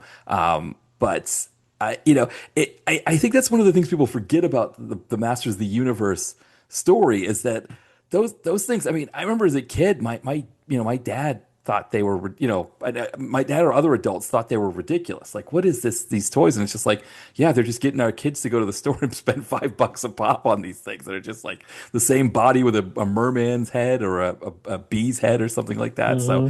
yeah, I don't know that, I don't even know how you could make a movie that would, I guess I don't know. I don't know that it's an IP that has that kind of like massive appeal that like the Marvel characters or something like that has. It's because they never really used the IP. Yeah. I don't think it's really been around. Like we know it because we're 80s, 90s kids, so we Hmm. kind of know what it is. But like I feel like the Gen Z and Gen Alpha don't really know He-Man. They had that cartoon on Netflix with Kevin Smith did it, Yeah. but no one watched that Yeah. because no one really cared. And I feel like that's the reason why this movie didn't do as well. It's unfortunate because I said the movie is actually very good. Oh Um, yeah. Yeah. and it feels like a Marvel movie in a lot of ways. Very jokey, heavy, and it makes fun of like the names of the characters. And but it does it in a way that's like a wink and a nudge that people know Yeah. that yeah, it is a stupid property, but it's a fun property. Yeah. But yeah, it's. And I knew going in that this movie's not going to do as well as they hope it does. It cost $200 million, and they're not going to make that money back. Oh wow. 200 million. Yeah, and they teased a bunch of things at the end of the movie, which I don't know if it's going to happen or not. Yeah. Um, but it's a shame. Like I said, like Scary Movie is still relevant. People still remember Scary Movie. Scream just came out recently, so people know the Ghostface thing. Yeah. So I think that's what helped it. It's yeah, I feel like that's gonna be like Supergirl. I think Supergirl's gonna do better than Masters of the Universe, but like the big properties, Star Wars, Supergirl, Masters of the Universe, like they all bombed. Yeah. Mortal Kombat. Mortal Yeah. Kombat, another one, yeah. It's Yeah. it's it's very like surprising. Like wow, okay, well, Marvel better watch their back. Right, right. Well, because I think the one thing that Marvel has going for them is, again, like you said, this is an established IP that we know. We know Spider-Man. We know Tom Holland as Spider-Man, and Hmm. now we're going to add in John Bernthal as the Punisher. Sure, right. Yeah, it's like almost like they're adding the right characters into it. I think Mando, Joe Mando as is it Joe Mando or is it Mike? I think who plays the Scorpion from Oh, I don't remember his name. or Mike Uh-huh. Mando. I can't remember, but he's I know him from Better Call Saul as Yeah, well. yeah, yeah. Yeah, but so they're bringing they've got established characters they're bringing in, and I think that even just the idea of Jason Momoa as Lobo, I think even that's a kind of a hard one because it's like how many people really know Lobo Right. outside of like just comic book fans? It's like at least with Captain America when Kevin Feige was doing that, like everybody kind of understood the concept of Captain America. Like you maybe you didn't read comic books, but if somebody says Captain America to somebody who doesn't read comic books, they know, guy in a blue Hmm. suit with a shield. It's like it makes sense. Lobo, he was kind of one of those like anti-heroes for DC fans. So, Right. and at a time when DC wasn't doing as well. I mean, that's when it wasn't long after that they killed Superman off. Superman. Hmm. Yeah. So, it's a huge one for fans, right? We're going to be excited just the same way that I think, you know, um, uh, people were excited to see Nathan Fillion in the first Superman movie. Yeah, that Gardner. Yeah. Yeah, as Guy Gardner. It's like, but that's like a very distinct group of, like Firefly and sci-fi fans that want to see Nathan Fillion in something. And I think it's kind of the same thing with Jason Momoa as Lobo. It's a very niche group of fans that are going to like that. Now, I'm going to be one of those. I'm excited to see that, but it's not the kind of thing that's going to move the needle. And I think at least with the Tom Holland Spider-Man, but if that movie doesn't make $1 billion, that's going to be, I think, a loss for Disney on that one. I would be shocked if it doesn't. Yeah. I think the Jason Momoa thing is interesting me because I feel like audience will probably be confused. Like, Hmm. why is Aquaman now this character? Right, It's not been right. it's not that been that long since the last Aquaman movie came out. Yeah, So it's an interesting choice. I mean, I know Momoa wanted to do that from the start. That's his favorite character. And I'm sure he's gonna kill it. But I just feel like the timing's bad. Like I said, um, yeah, I think Marvel's gonna be fine because it has momentum. yeah. Spider-Man, obviously the Punisher thing. Tom Holland and Zendaya are very beloved Yeah. by the public. Um, Also, you have the Odyssey that comes out 2 weeks before that. Oh, So, that's right. I forgot and about then, that one. both him and John Bertha are in that, so that's gonna help them. And also Robert Downey Jr. as Doom. Like people are curious, Yeah. how is this different from Tony Stark? I think the casting is. I didn't like the casting, but I think it's smart casting because it's gonna get people in on the first weekend. Like, what's going on? Is this Tony Stark? Is this a different version of Tony Stark? Is it a totally different character than Tony Stark? I think that's, and I think the marketing of the both movies have been very smart and not revealing anything. Yeah. So people are gonna go see like, okay, what is this movie really about? So I feel like both movies are gonna do very well. Um, like Supergirl, I kind of already know what the movie's about, Yeah. and I don't need to watch the movie to know to understand where it's going. So Right. that's the problem. And that's a great point too about the Robert Downey Jr. thing because I think it also kind of shows this different direction that Marvel versus DC, where, Marvel had that really bad year where, the Marvels comes out and, Bob Uh, Iger Jonathan tells. Majors thing happens. Right. Jonathan Majors, exactly. They had to kind of shift everything up. And I think it's an interesting thing, too, about the Jonathan Majors thing, because they were saying, like, oh, once we got the rights back to Doctor Doom was always going to be the bad guy. But it's like, when you watch Jonathan Majors and, like, Loki and some of the other stuff, he's so good as Kang Hmm. that, I think they were planning to keep I don't see how they would have pivoted away from that because he was just so great. Um, but you're right. Like they had to make that change, and they were like, okay, we had this bad year with the Marvels. We had the bad year with Jonathan Majors. Our TV shows aren't doing well either. It's like everything's kind of was folding, and Bob Iger's like, telling him like you're doing too much stuff. We got to fix something. Which I love the idea too that Bob Iger was telling Kevin Feige they're doing too much stuff when Kevin Feige was the one who was like, we don't need to do this much stuff, and Disney was the one pushing them to Right, do more right. more stuff. But they come out with Deadpool versus Wolverine and sort of just, reset everything there. And I think the problem last year was that they still had to do Brave New World. They just had to, they had to get that one out at some point. And so it kind of cluttered up the year. And then, Thunderbolts just didn't do as well. And then I think they were expecting Fantastic Four to be a bigger deal than it was. And it got kind of swallowed up by all the other big movies that came out last year. And so I think they're smart to kind of come back this year with a Spider-Man movie and an Avengers movie that has Robert Downey Jr. So it's like they're kind of resetting a bit. And I do wonder if James Gunn needs to think about like, do we go with just like the properties that we know work with the actors we know work and just bring it back to that, if maybe that's where they have to, if he needs to maybe reset things as well, maybe, he's got to put a Wonder Woman movie in production and, get a big name to play her in that movie and a big name to maybe play Cheetah or something like that, and really do that right. Because it seems like Marvel's poised to have a good comeback year if these things go the way they're supposed to. Well, you have to consider that James Gunn is pretty much just is filming right now Man of Tomorrow, which is the Superman Hmm. sequel. So like you already know like Superman is pretty much his guy Yeah. at this point. So it's like, well, we're already moving past Supergirl at this point. Like, okay, well, I don't know if it's gonna be a major part of Man of Tomorrow. I already hear like Wonder Woman's gonna be in that movie. So it's like, okay, well, they're just pretty much doing Batman versus Superman again Yeah. at this point. But and yeah, Brainiac as the villain, which has never been done in live action. Right, which we've needed. Yeah. He was supposed to Yes. be the baddie in part And three. Luffy is one of the heroes of the movie, which is just gonna be interesting. Yeah. So I mean, it's yeah, that I think that's a smart play, and that's gonna do well. But I just feel like the roadmap he's laid out is like, yeah, you have to establish the big heroes first. I think you can't do a universe until you establish your centerpieces, and I don't think he's done that. I think Marvel was smart when they, like you said, they did the Avengers because that was the centerpiece Yeah. of the universe, the MCU. And now they're phasing those characters out to bring in the X-Men.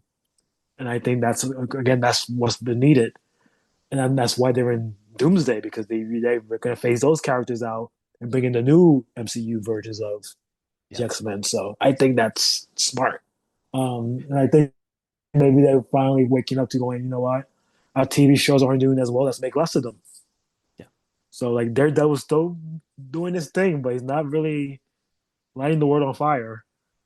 And there's rumors that he's in brand new day. So I don't know if that's gonna happen or not. So Yeah. there's a lot of stuff in that trailer they have not revealed. You can tell there's things missing from those Yeah. shots. Yeah. Well, that's the big thing, right? Is that like they are leaving a lot of stuff out for us. But it's like, I mean, it looks like if I'm right, it looks like Spider-Man's fighting against the Hand at one Yeah, point. yeah.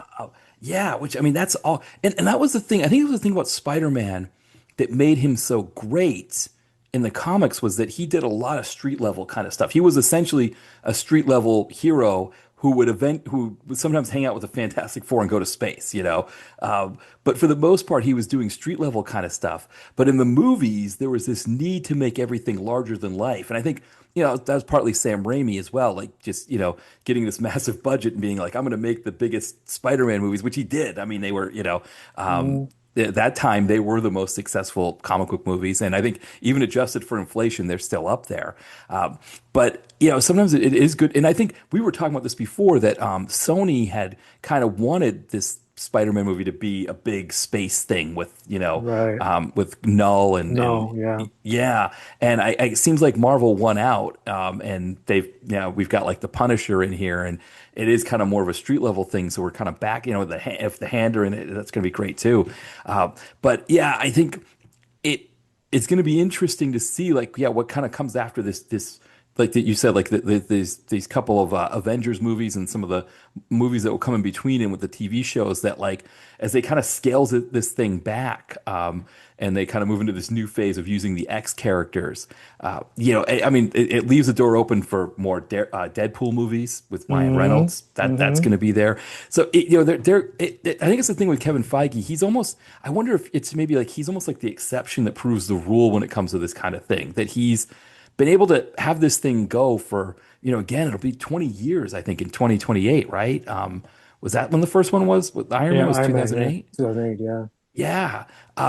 But I think James Gunn probably looked at it and said, "Oh, I can do what Kevin Feige did." But no, this is a bit harder to pull off than people realize, and to only have like so many duds here or there, and nothing is really that bad. Like I think like the Eternals isn't that bad of a movie, or the second Thor movie, it's not that bad. For him to have made this work for so long, and if he's able to turn the page and have another run of success like he had, in the late 2010s, it'll be kind of crazy. I think this year's gonna be very big. Like I said, Spider-Man's gonna make 1 billion. I mean, people love that character. People love the actors. Yeah, It's a different vibe than the first three. I think people are interested in the Punisher. People are interested in who else is in the movie because no one knows. There's rumors that it might be he might have 6 arms in this movie. Who knows? We don't know. right, right, Um, yes, so who knows? I mean, it's very interesting. Who's say Sync playing? Is it Jean Grey? Is it someone else? No one knows. And so yeah, that's a lot of buzz for it. And I think with Doomsday, you have Robert Downey Jr. back. Chris Evans is back. yeah, What's his role in this? He already confirmed he's in Secret Wars, so it's like, okay, well, there's something big going on here, and I'm glad they did one street level movie and they did one like time travel, space, multiverse movie. I think that's smart. You differentiated the two movies, so you have two different vibes going on. Um, I think people are talking about like Dune 3. I don't think Dune 3 is gonna do as well as they think it's gonna do. yeah. So 'cause I feel like Doomsday is more of an event than Dune is. So it's gonna be interesting how it shapes up. But Disney needs a win because like Star Wars did do well. I think Hopper's was pretty much the most successful thing, and Prada, I guess, is Disney. Right. So and I guess Avatar technically kind of got into the end of the year into the beginning of the year. Yeah. So and Zootopia too, I guess, as well. So yeah, I would think that's some stuff going on. Well, because this Um, might be the thing too to think about with Disney is that, um, yeah, Devil Wears Prada. That's like their first non-cartoon movie in like Lilo and Stitch, right? Lilo and Stitch was that the cartoon? Or was that a live action with the cartoon? it was a live action with the cartoon. Right. Okay. So that one was still okay. So that was still a live action one for them, but it was still a kids live action movie. So that's Avatar was their big for 20th century, but even that one only did I say only Mm. did 1.4 billion, but or 1.5 billion. But the other Avatar movies were like uh, biggest all time earners, and so to have the third movie not really do quite that well, they do need, I think, other like you said, other than Avatar, they haven't really had a live action movie for PG-13 or PG-13 and up in a while, and so yeah, I think they thought Mandalorian was going to do that, and I don't know, when I saw Mandalorian in the theater. I saw like all age groups there, and the theater was pretty well full for an 11 a.m. matinee on a Saturday. But I guess it wasn't the TV audience was one thing, and a TV audience is even with the kind of buzz that you get online for that, and people subscribing to Disney Plus and everything, that's one thing completely. That's not the same as getting people out to go see something in the theater that they're used to seeing at home, I guess. I okay, well, the product thing is interesting to me because I feel like that's the first like major film where you have like adults, Yeah, right, dominating. Like, it's sort of like The Housemaid, right, where you have these like a very more grounded kind of movie where it's not really relying on special effects or comic books or an IP that's very major. It's just about has good actors in it, and people are just curious, right? And they watch it, and word of mouth comes up, and then people watch it twice, 3 times, 4 times, so it keeps making money. Um, I think The Mandalorian, yeah, I feel like it's a people. Let's be honest, it was a TV special yeah, brought into theaters. I feel like it felt like 3 episodes of the TV show that yeah, were spliced together. And I think that's a bad thing. I don't think Star Wars should feel like a TV movie. yeah. Um, Also, I don't know if Pedro Pascal is as big as he was. I don't know if people are tired of him. Right. I don't know if, obviously stuff about his prior life that come out. Has that affected his career? It's one of those things where I go, Was he a big problem with that? Is Grogu still a baby? Is that an issue? Yeah. I think people just want growth at this point. Like Grogu should be more than just a baby, Right. and I think that's an issue. And I think the film itself, there were really no stakes. It just felt very safe. Um, to the fact that I thought Solo was a better Star Wars movie than this. Oh, see, I haven't seen Solo yet, so yeah, I'll have to. I'm one of the few allies that actually enjoyed that movie. Um, I don't think it was necessary to be made, but I didn't think it was a bad movie. Yeah. But yeah, I just felt that I thought that I think that gave both the same grade, but I thought Solo was a stronger movie overall. Yeah. But yeah, I feel like people don't want to watch a TV movie in theaters. Yeah.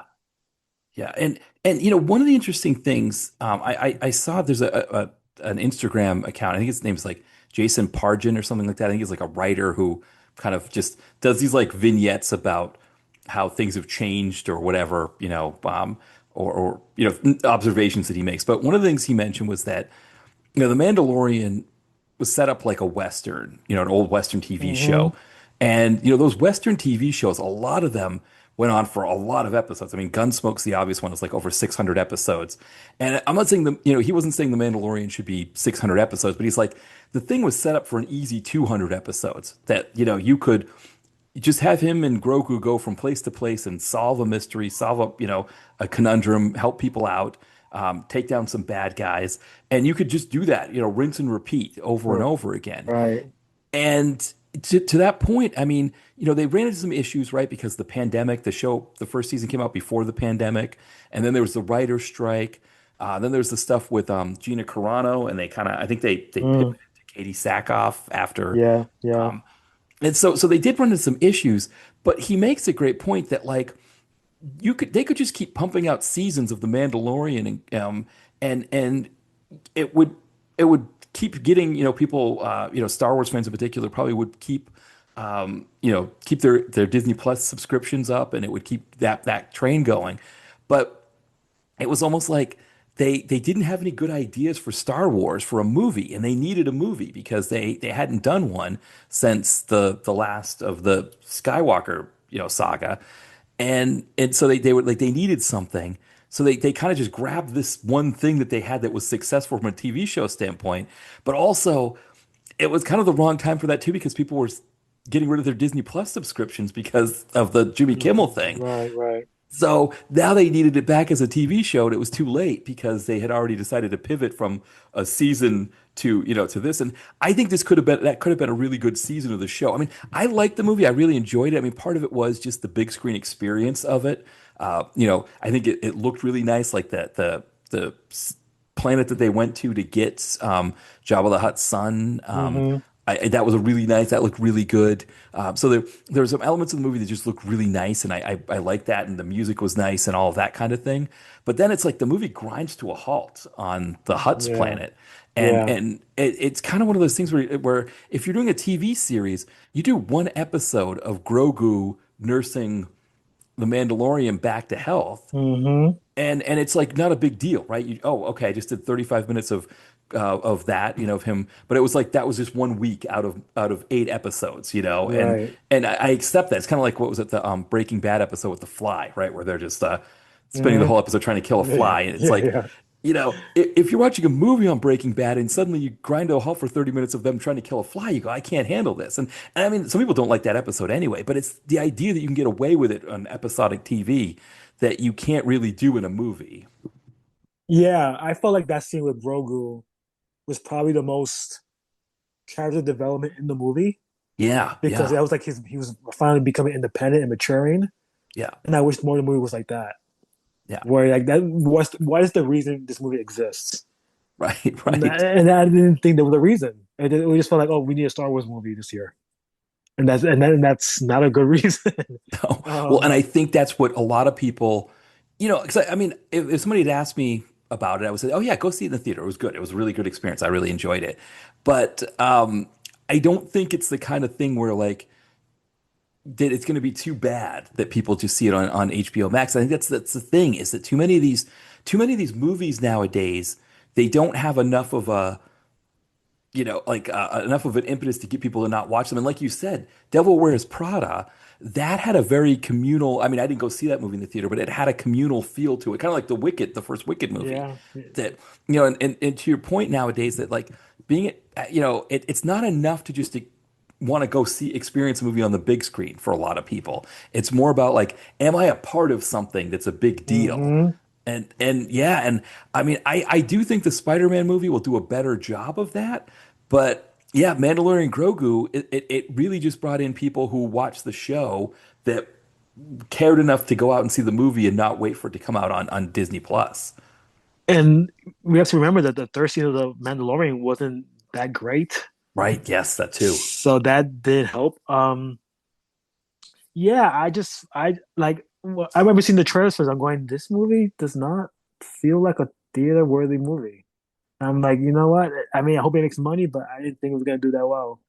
But yeah, like I said, like feel like Prada did well because it had 20 years of build to that moment, and it became an event, and it catered to a certain audience, women, probably a lot of gay men, even straight men who probably loved that movie.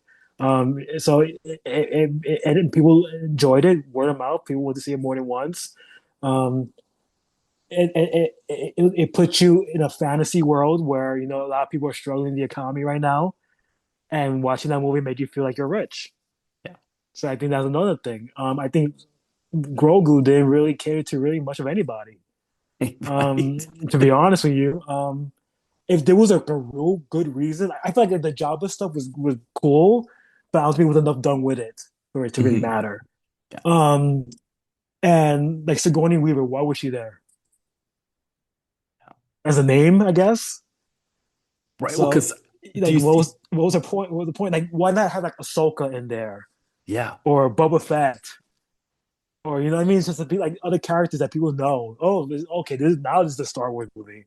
Yeah. Or Luke Skywalker, you could have a fucking deep fake or whatever. And yeah, I mean, it would be better than what they gave us. Right.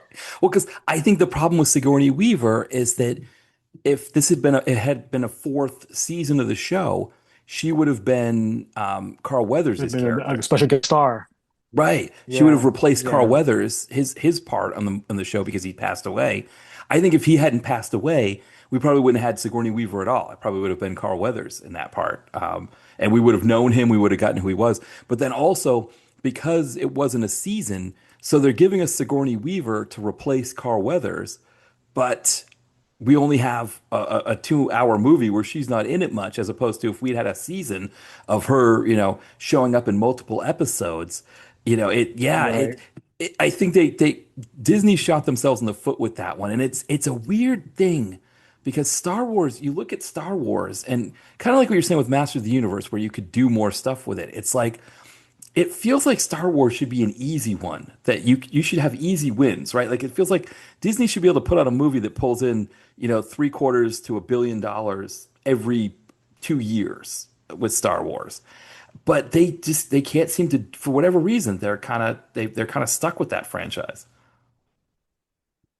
I'm hoping that next year's Starfighter fixes the problem Yeah.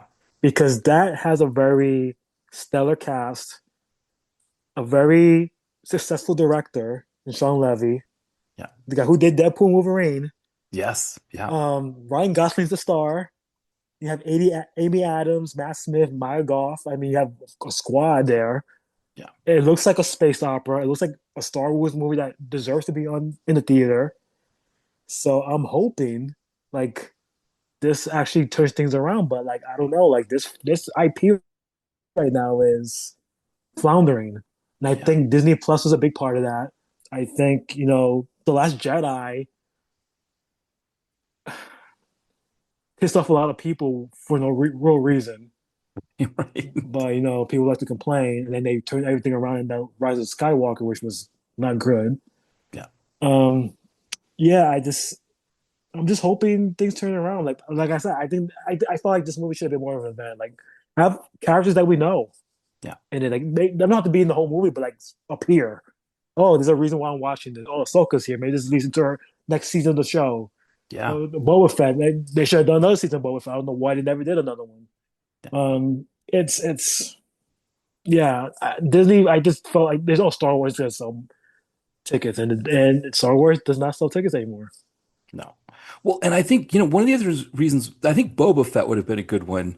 Ahsoka, I guess because I think one of the fears that they ran into with this movie is I think they didn't want to have what happened with the Marvels happen, where people were like, oh, we don't know who Ms. Marvel is. We don't know who, or is it Monica Rambeau? I think it's Yeah, right. yeah, Yeah. Michael, yeah.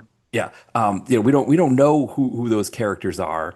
And so we feel like we got to go back and watch those TV series before we see the Marvels. And they were afraid of that happening with the Mandalorian. Except, I mean, you kind of still had to go back and watch the Yeah, first three seasons just to understand the dynamic between the Mandalorian and Grogu. But yeah, because they didn't include any characters from those first three seasons. Katie Sackhoff wasn't there either. Nobody was in those. Somebody made the point that the character that probably would have fit best would have been Gina Carano's Cara Dune character because she fought with the rebels, and so she would have made the most sense. And of course, she was done. She couldn't be in the right. movie. So, Yeah, um, yeah. but I think you make a good point that I hadn't even considered before that they were trying so hard to not be the Marvels and not run into that problem that they made something that was so much a one shot, so much a self-contained thing that yeah, that it didn't have any of the things that the fans of The Mandalorian would want to make them come back and see the movie again or something like that. That's why I think this new Starfire is going to be good because it's self-contained, Yeah, so people don't have to do homework. You might have like characters mention or characters appear, but you need to watch three seasons of a show to understand what's going on. yeah, And I think that's why that's probably going to do a lot better. yeah. Um, I feel like yeah, I think people just don't want to do homework. Yeah. I think that's Well, really the because big reason. because you think of the one time that was successful, where you had a TV series and then you made a movie. I mean, I guess it's successful when you think about like cartoons, right? Like Beavis and Butthead did it, Hmm. South Park, Yeah, Simpsons, but also the old Batman series did it. right. And Yeah. it's like, yeah, there's no homework in the old Batman series because those episodes didn't run into one another. They were always, I mean, it was just the cliffhanger, right? That they would, Hmm. there was a part one and a part two. But beyond that, it's like you watch, the Batman movie. You don't have to have seen, the whole first season of Batman to get what happens in the Batman movie. I mean, you recognize the characters from being in those episodes, but you didn't need to watch all those episodes. And I think that's one of the things nowadays, especially that third season of The Mandalorian was very serialized. It was almost like one big episode, the way things were linked together. And Right. yeah, you can't really do that like you used to be able to do because these shows carry on these stories that go on for so many episodes that even if the episodes were self-contained in the first couple of seasons, there were still these overarching stories that would connect, the kind of a bigger story that would connect throughout the season. And so, yeah, I think there probably were people who like I caught up on The Mandalorian before the movie. I made sure I watched everything, but I'm sure there were a lot of people who didn't, and they were like, well, I'll catch up on The Mandalorian at one point, and I'll just watch this on Disney Plus at the same time and catch up on everything all at once. Yeah, it's not like a Stranger Things, but you just put the movie in theaters, it'll make money. Yeah. I mean, there's momentum there. Star Wars does not have any momentum. Yeah. It's kind of crazy when you think about like Disney's probably always going to be able to make money off of these cartoons because there's just always going to be a market for that like parents are always trying to figure out what they can do to keep their kids busy and a movie is a really easy one, especially a kids movie because the theater relaxes a lot of the rules that they normally would have. And so, you let the kids run around, you let them yell at the screen, all that kind of stuff. And so those movies, there's always going to be a market for those, and Disney will always be able to cash in on those. But I think the days of them being able to just rule the top 10 for a year, that like where, you look at some of those years in the late 2010s where it would be like 8 Disney movies and then, or 7 Disney movies and maybe one Warner, one Paramount, one Universal. I think those days might be over. Like I think they're going to have their cartoons that do really well, but these, sort of adult IPs that they have, I don't think they're going to be able to dominate with those like they used to do. Yeah, I think they need to give some of these IPs a rest Yeah. and let people miss it for a while. Yeah. Um, I think that's why Pride 2 did so well because it was gone for 20 years Yeah. and no one thought that movie would ever happen. and it did, and it's a very good movie. Um, and I feel that's why the YouTube has taken over. Like Obsession, look Obsession, Yeah. it caters to a younger demographic who probably have had, even though it's supernatural in the movie, but probably have like toxic relationships in their lives, and they go, "Yeah, I dated a person like that in my life," and then they're scared of that. Yeah. It triggers something. Backrooms was a web series that a lot of people watched on YouTube during the pandemic, Yeah. and they connected to that, and that made a lot of money. So it's yeah, I think people are just looking for something new.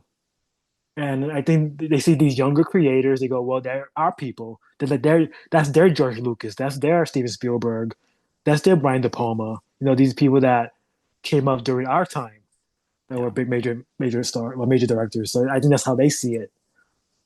So like Obsession is an anomaly because that movie for 3 weeks straight did better in every weekend after, Yeah. which never really happens.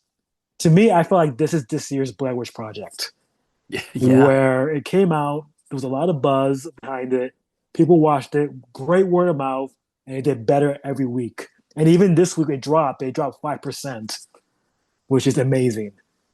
And it made, I think, over $200 million out of $750,000 budget. I Yeah. mean, that's insane. Yeah. So, I mean, right there it tells you like people want something new. Backrooms, I think, cost 10 million. It made 216 Yeah. million. Like that's what Hollywood is looking for, and you don't know how to do it anymore. They don't know the formula. They're so focused on creating a universe, milking an IP that people just want something brand new and fresh that they can say that's theirs. Yeah. I think a big part of it was, as the 2010s were going, as we're kind of winding down the 2010s, Disney was just kind of killing it with, with the Marvel movies and with the Star Wars movies. And there was a sense that like I think they were thinking like we can sort of take our IPs and sort of manipulate how the theater worked, that we could put movies out at certain times and diminish the success of our competitors. It's like, okay, Warner's going to put out one movie a year. We can kind of we can position some of our Marvel movies around it, or a Star Wars movie. And then coming out of the pandemic, they lost a lot of momentum with those different properties. And I think people also kind of came out of the pandemic. One was their big core audience that was making them so much money. They changed after the pandemic. Mm-hmm. It hit them a lot harder, I think, especially that millennial, that younger millennial group that was born in like the early 90s, and then like Gen Z who were born in the late 90s, early 2000s, who, they were the ones that made that second Avengers movie a $2 billion grosser. That was them that did that. And they were also the ones that raised all the boats on comic book movies. They were the ones that made Venom an $800 million earner, or Aquaman 1 point whatever billion that it made. And coming out of the pandemic, some of them got married, had kids, and so they had different responsibilities. But also, some of them they got used to being at home, and all the streamers became big at that time as well. I mean, Disney Plus comes out in 2019. HBO Max was big at that time.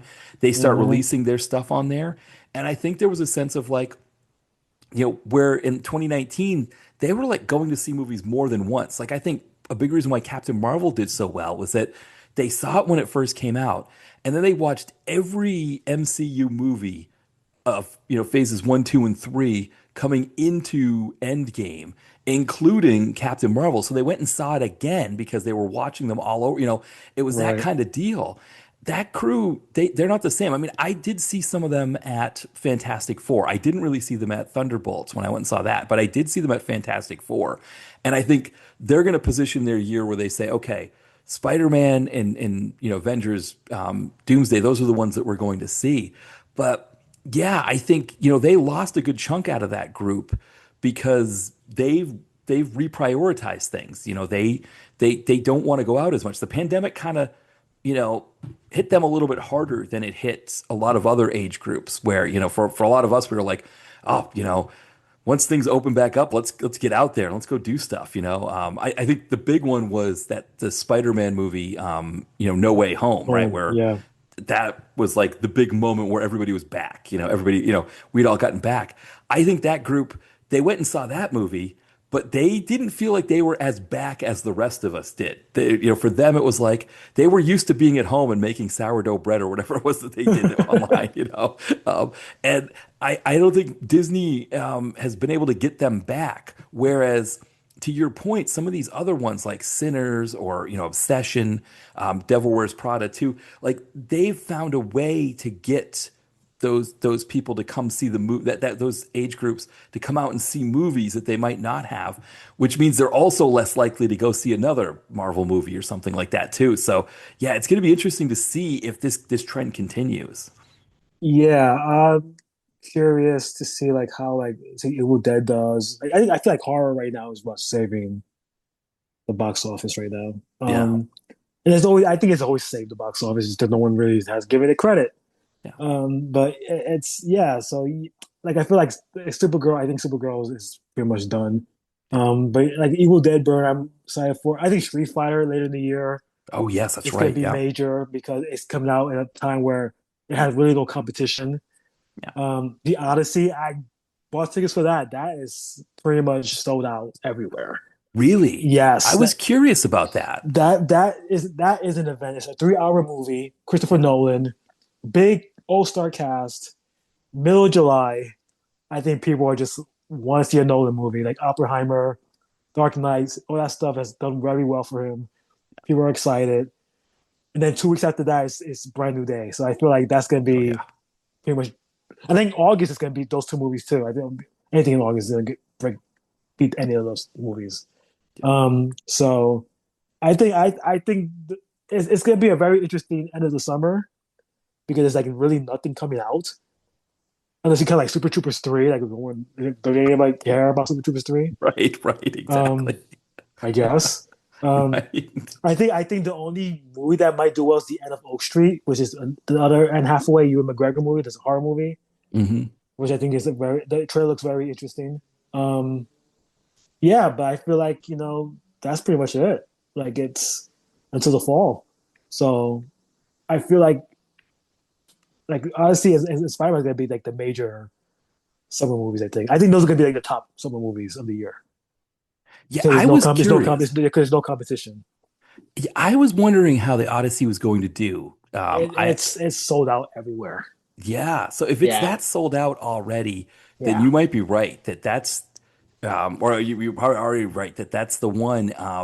That I was curious to see if maybe because Oppenheimer was like kind of a one-off where everybody went and saw that one despite how big it is. But I think you're right that Nolan has a built-in kind of cross section of movie fans and like you said, there's a ton of names in that movie as well that people are going to want to go see too. So it's kind of crazy that Christopher Nolan is doing a movie like The Odyssey because that's like a movie that would have been like in the 60s. You would have had like Hmm. David Lean or somebody directing these big historical epics. And the fact that he's coming in and doing a movie like that now in 2026 is really and it's going to be this successful is really fascinating. I think he's a star in himself. Yeah. He's like the Spielberg of now. Yeah. It's a little, so no movie is quality. We're gonna go see that. Yeah. Yeah. And even if it's 3 hours, they might say, "Oh, it's a great movie. We'll go back and see it again." Yeah. It's Yeah. an event. So, like I said, I think that's gonna do very well. Like going forward, I don't know what's gonna do well. Is Practical Magic 2 necessary? Maybe. I don't know. Resident Evil, I think will do well. I think people are excited for that. Like I said, Street Fighter, obviously, I think that's gonna do better than Mortal Kombat. Um, what else is there? Dune, Yeah. Doomsday, Clayface. I don't know how that's gonna do. That's the other DC superhero movie. Yeah, I can't imagine, right? And I guess, Even though the trailer, again, the trailer was great though. I'll give yeah, it so maybe that. that's it. Yeah, so maybe that's it. Because I think that's another one where he's trying to build something. And I think the other thing too, with him trying to do the Clayface thing, is that part of the reason why Kevin Feige was using characters like Iron Man and Guardians of the Galaxy and Thor was that he didn't have Spider-Man and he didn't have the X-Men. He didn't have like the best characters from Marvel. He had to kind of take what he could get. But it's like James Gunn, you've got everybody. You've got all the DC characters, and you're kind of using some of these side ones here to build stuff. Which I guess yeah, I don't know what's going to happen with them. But I mean, I can't imagine if Supergirl doesn't do well, that Clayface will do well. But I don't know. I mean, it's coming out during Halloween, so who knows? Yeah, So, I think the week after that's Godzilla -0, which is going to yeah, destroy everything. So, yeah, exactly. same weekend as Cat in the Hat. So that's the kids for the kids. Yeah, So yeah, you have Hunger Games in November. Um, Fokker and Law, which I think people are excited for. That's the long awaited sequel to And Violent Night 2's coming out finally. And then you have Doom and Doomsday. And then you have Jumanji in December. So I mean there's stuff coming out. And I don't know. We'll see what happens. yeah. December's going to be. It's also re-releasing Endgame, so in the Yeah. September, so that might do well too. Oh, you might be. Yeah, that could be a big one because I mean, I don't think it'll do. As Yeah, well, right? yeah, But it's gonna actually boost that box office a little bit higher. yeah, yeah. So So then, yeah, Zoe Saldana will. She'll see like as the woman who's like the star who's been in like the biggest ones. yeah. She'll see Avatar, right, which she was also in, drop Hmm. below Endgame, which she was. It's like either way she wins, right? No matter Right. what movie is the Yeah. number one of all time. Yeah. But there's stuff coming out, and these movies that are still playing are gonna still do well. So Yeah, it's yeah. unfortunate about these IPs, though. I guess Hollywood is learning a big lesson right now. Yeah, yeah, for sure. And yeah, and we'll see. Like you say, they're learning a big lesson. We'll see if they actually do learn it. Yeah, because I mean, Amazon just announced a Gem and the Holograms TV show, so who yeah, knows? yeah, yeah. Um, Well, is that gonna do well? I don't know. right, exactly. Yeah, we'll see. Yeah, with all this stuff, who knows what will happen? Well, oh, all right. So yeah, so we'll get to our movie. We're going to chat about today, the Dolph Lundgren film, The Minion, and I think Freddie, I think this is the first time we've had you on to talk about Dolph Lundgren. Yeah, I don't remember us talking about him. He's fun. He's a weird one because I'm a fan of Dolph Lundgren, but I don't think I've watched many of his like direct to DVD movies much. It's weird. It's a weird relationship I have with him. Well, this is definitely one of those ones. Yeah, yeah. Yeah. In my review of it, when I wrote the review back in 2007, so almost 20 years ago now, I said this movie is so amazing on so many levels, and I was meaning it kind of more in a tongue-in-cheek kind of way because there's so many things about this movie that are amazing in that kind of way. But I guess this movie was included in a three-pack that included, I think, Deep Rising and Puppet Master 3 or one of the Puppet Master movies or Puppet Master Third Reich, something like that. And they couldn't find anybody who had written anything good about the Minion. So they took that snippet from my review and put it on the cover. Oh wow. So amazing at so many levels. And so, yeah, I mean, there's a lot to unpack with this movie, but yeah, I don't know. Should I do a synopsis? Can I ask, do you still feel the same way 20 years So, later? so I do, but I mean, this is my number five Dolph Lundgren movie of all time. Wow. So Okay.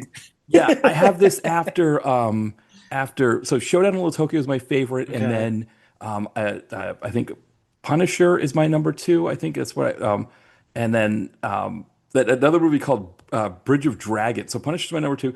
Bridge of Dragons, which is probably another one that if you saw, you'd probably be like, why does he have that one so high? So, for sure. Then a Dark Angel slash I Come in Peace is my Okay. number Yeah. four, and then the Minion is my number five. I've got a Dolph Lundgren list on Letterboxd that I have them ranked, but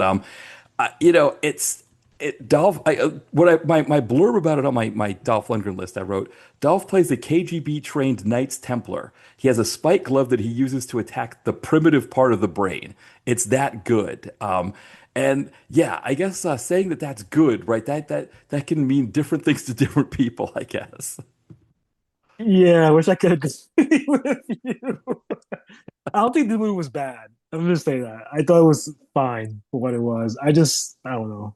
Um, it reminded me of End of Days meets Fallen. which Hmm. was interesting because this movie came out in between those two movies. Right, right, And it exactly. was like, well, man, this is interesting. Like the end of days get its premise from this. Right, Um, I don't think it's as good as any of those two movies. right. And end of days is not great either, bro. I'm just saying. Um, Fallen is fantastic, but end of days is whatever. Yeah. But I didn't hate this. I just thought it was like I was watching, going, oh, this is definitely a direct to video movie. Yeah. Well, With a $6 million budget, I read like $6 million. yeah. Well, and also, I mean, and you wonder too where that $6 million goes because they film it. Well, so interesting. I guess part of where the $6 million goes is that they film the movie in Montreal, but they Right. send film crews to New York City and Jerusalem to get establishing shots, which I thought was a real interesting idea because it's like if you're going to send them out there to do establishing, I guess it would take cost more money to send everybody out there to shoot the movie there, but it's I mean. I don't know, like if it made it any more or less New York that they had establishing shots of Times Square, right? That then they everything else was taking place in a subway tunnel that they had in Montreal. But yeah, it's interesting where the money went for this movie. It was funny because I was watching this to begin with the DJs talking over the B-roll stuff, Yes, and it was like, am I watching End of Days? Because both movies start the same fucking way. I'm like, right. I'm like, oh my god, like what? But Well, yeah, it was definitely Canada because it was not New York.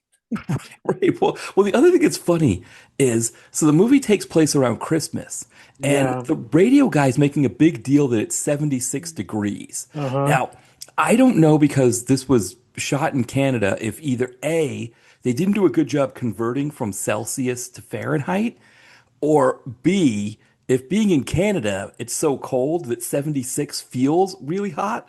But like, 76 is weird. I remember in 2015 going into 2016, it was like Yeah. 76 degrees Yeah. for It was. Christmas. It was. But that 76 is not oppressive heat. It's not like they were making 76 look like it was like 100 It, in the I, movie. you could tell they filmed this during the summer Yeah, because yeah. people wear like layers and like just sweating. Right, right, I'm like, hell no, right. Yeah. Yeah. not me. Well, yeah, no, no, exactly. Well, maybe I'll do a quick synopsis, All and right. I'll try to grab it from my review because I think I when I wrote the review in '07, I think I did a good job on that. So let's see. So we have an archaeologist. I refer to her as a hot archaeologist, but we have an archaeologist who I said can afford to wear expensive designer clothing on her salary and has no idea how to treat an archaeological site professionally. Finds a bunch of Knights Templar artifacts in New York City. Dolph shows up. He's a KGP trained Knights Templar or priest who is sent by the Knights Templar to go retrieve these artifacts because this is on the news that they're talking about this. Which again, what kind of archaeological thing becomes world news like that? I don't know. But he's got a spiked glove, and that's where the fallen part comes in. Is that this demon who's trying to unlock Satan from a chamber where the Knights Templar live. It just happens to be where they live. They've got this chamber that can unlock him. The key is being kept there in underground in New York City. But he goes there to try to get the key and also to defeat this thing called the Minion. It's like a demon that can jump from person to person if you look it in the eyes. And the only way it can be slowed down is if he uses the spike glove to get like the amygdala or whatever that Yeah. the primitive part of the The brain. brain. Right. Yeah. Yeah, and so eventually Dolph gets into some trouble. They think he's killed a cop because one of the demons takes over a cop and he kills the woman.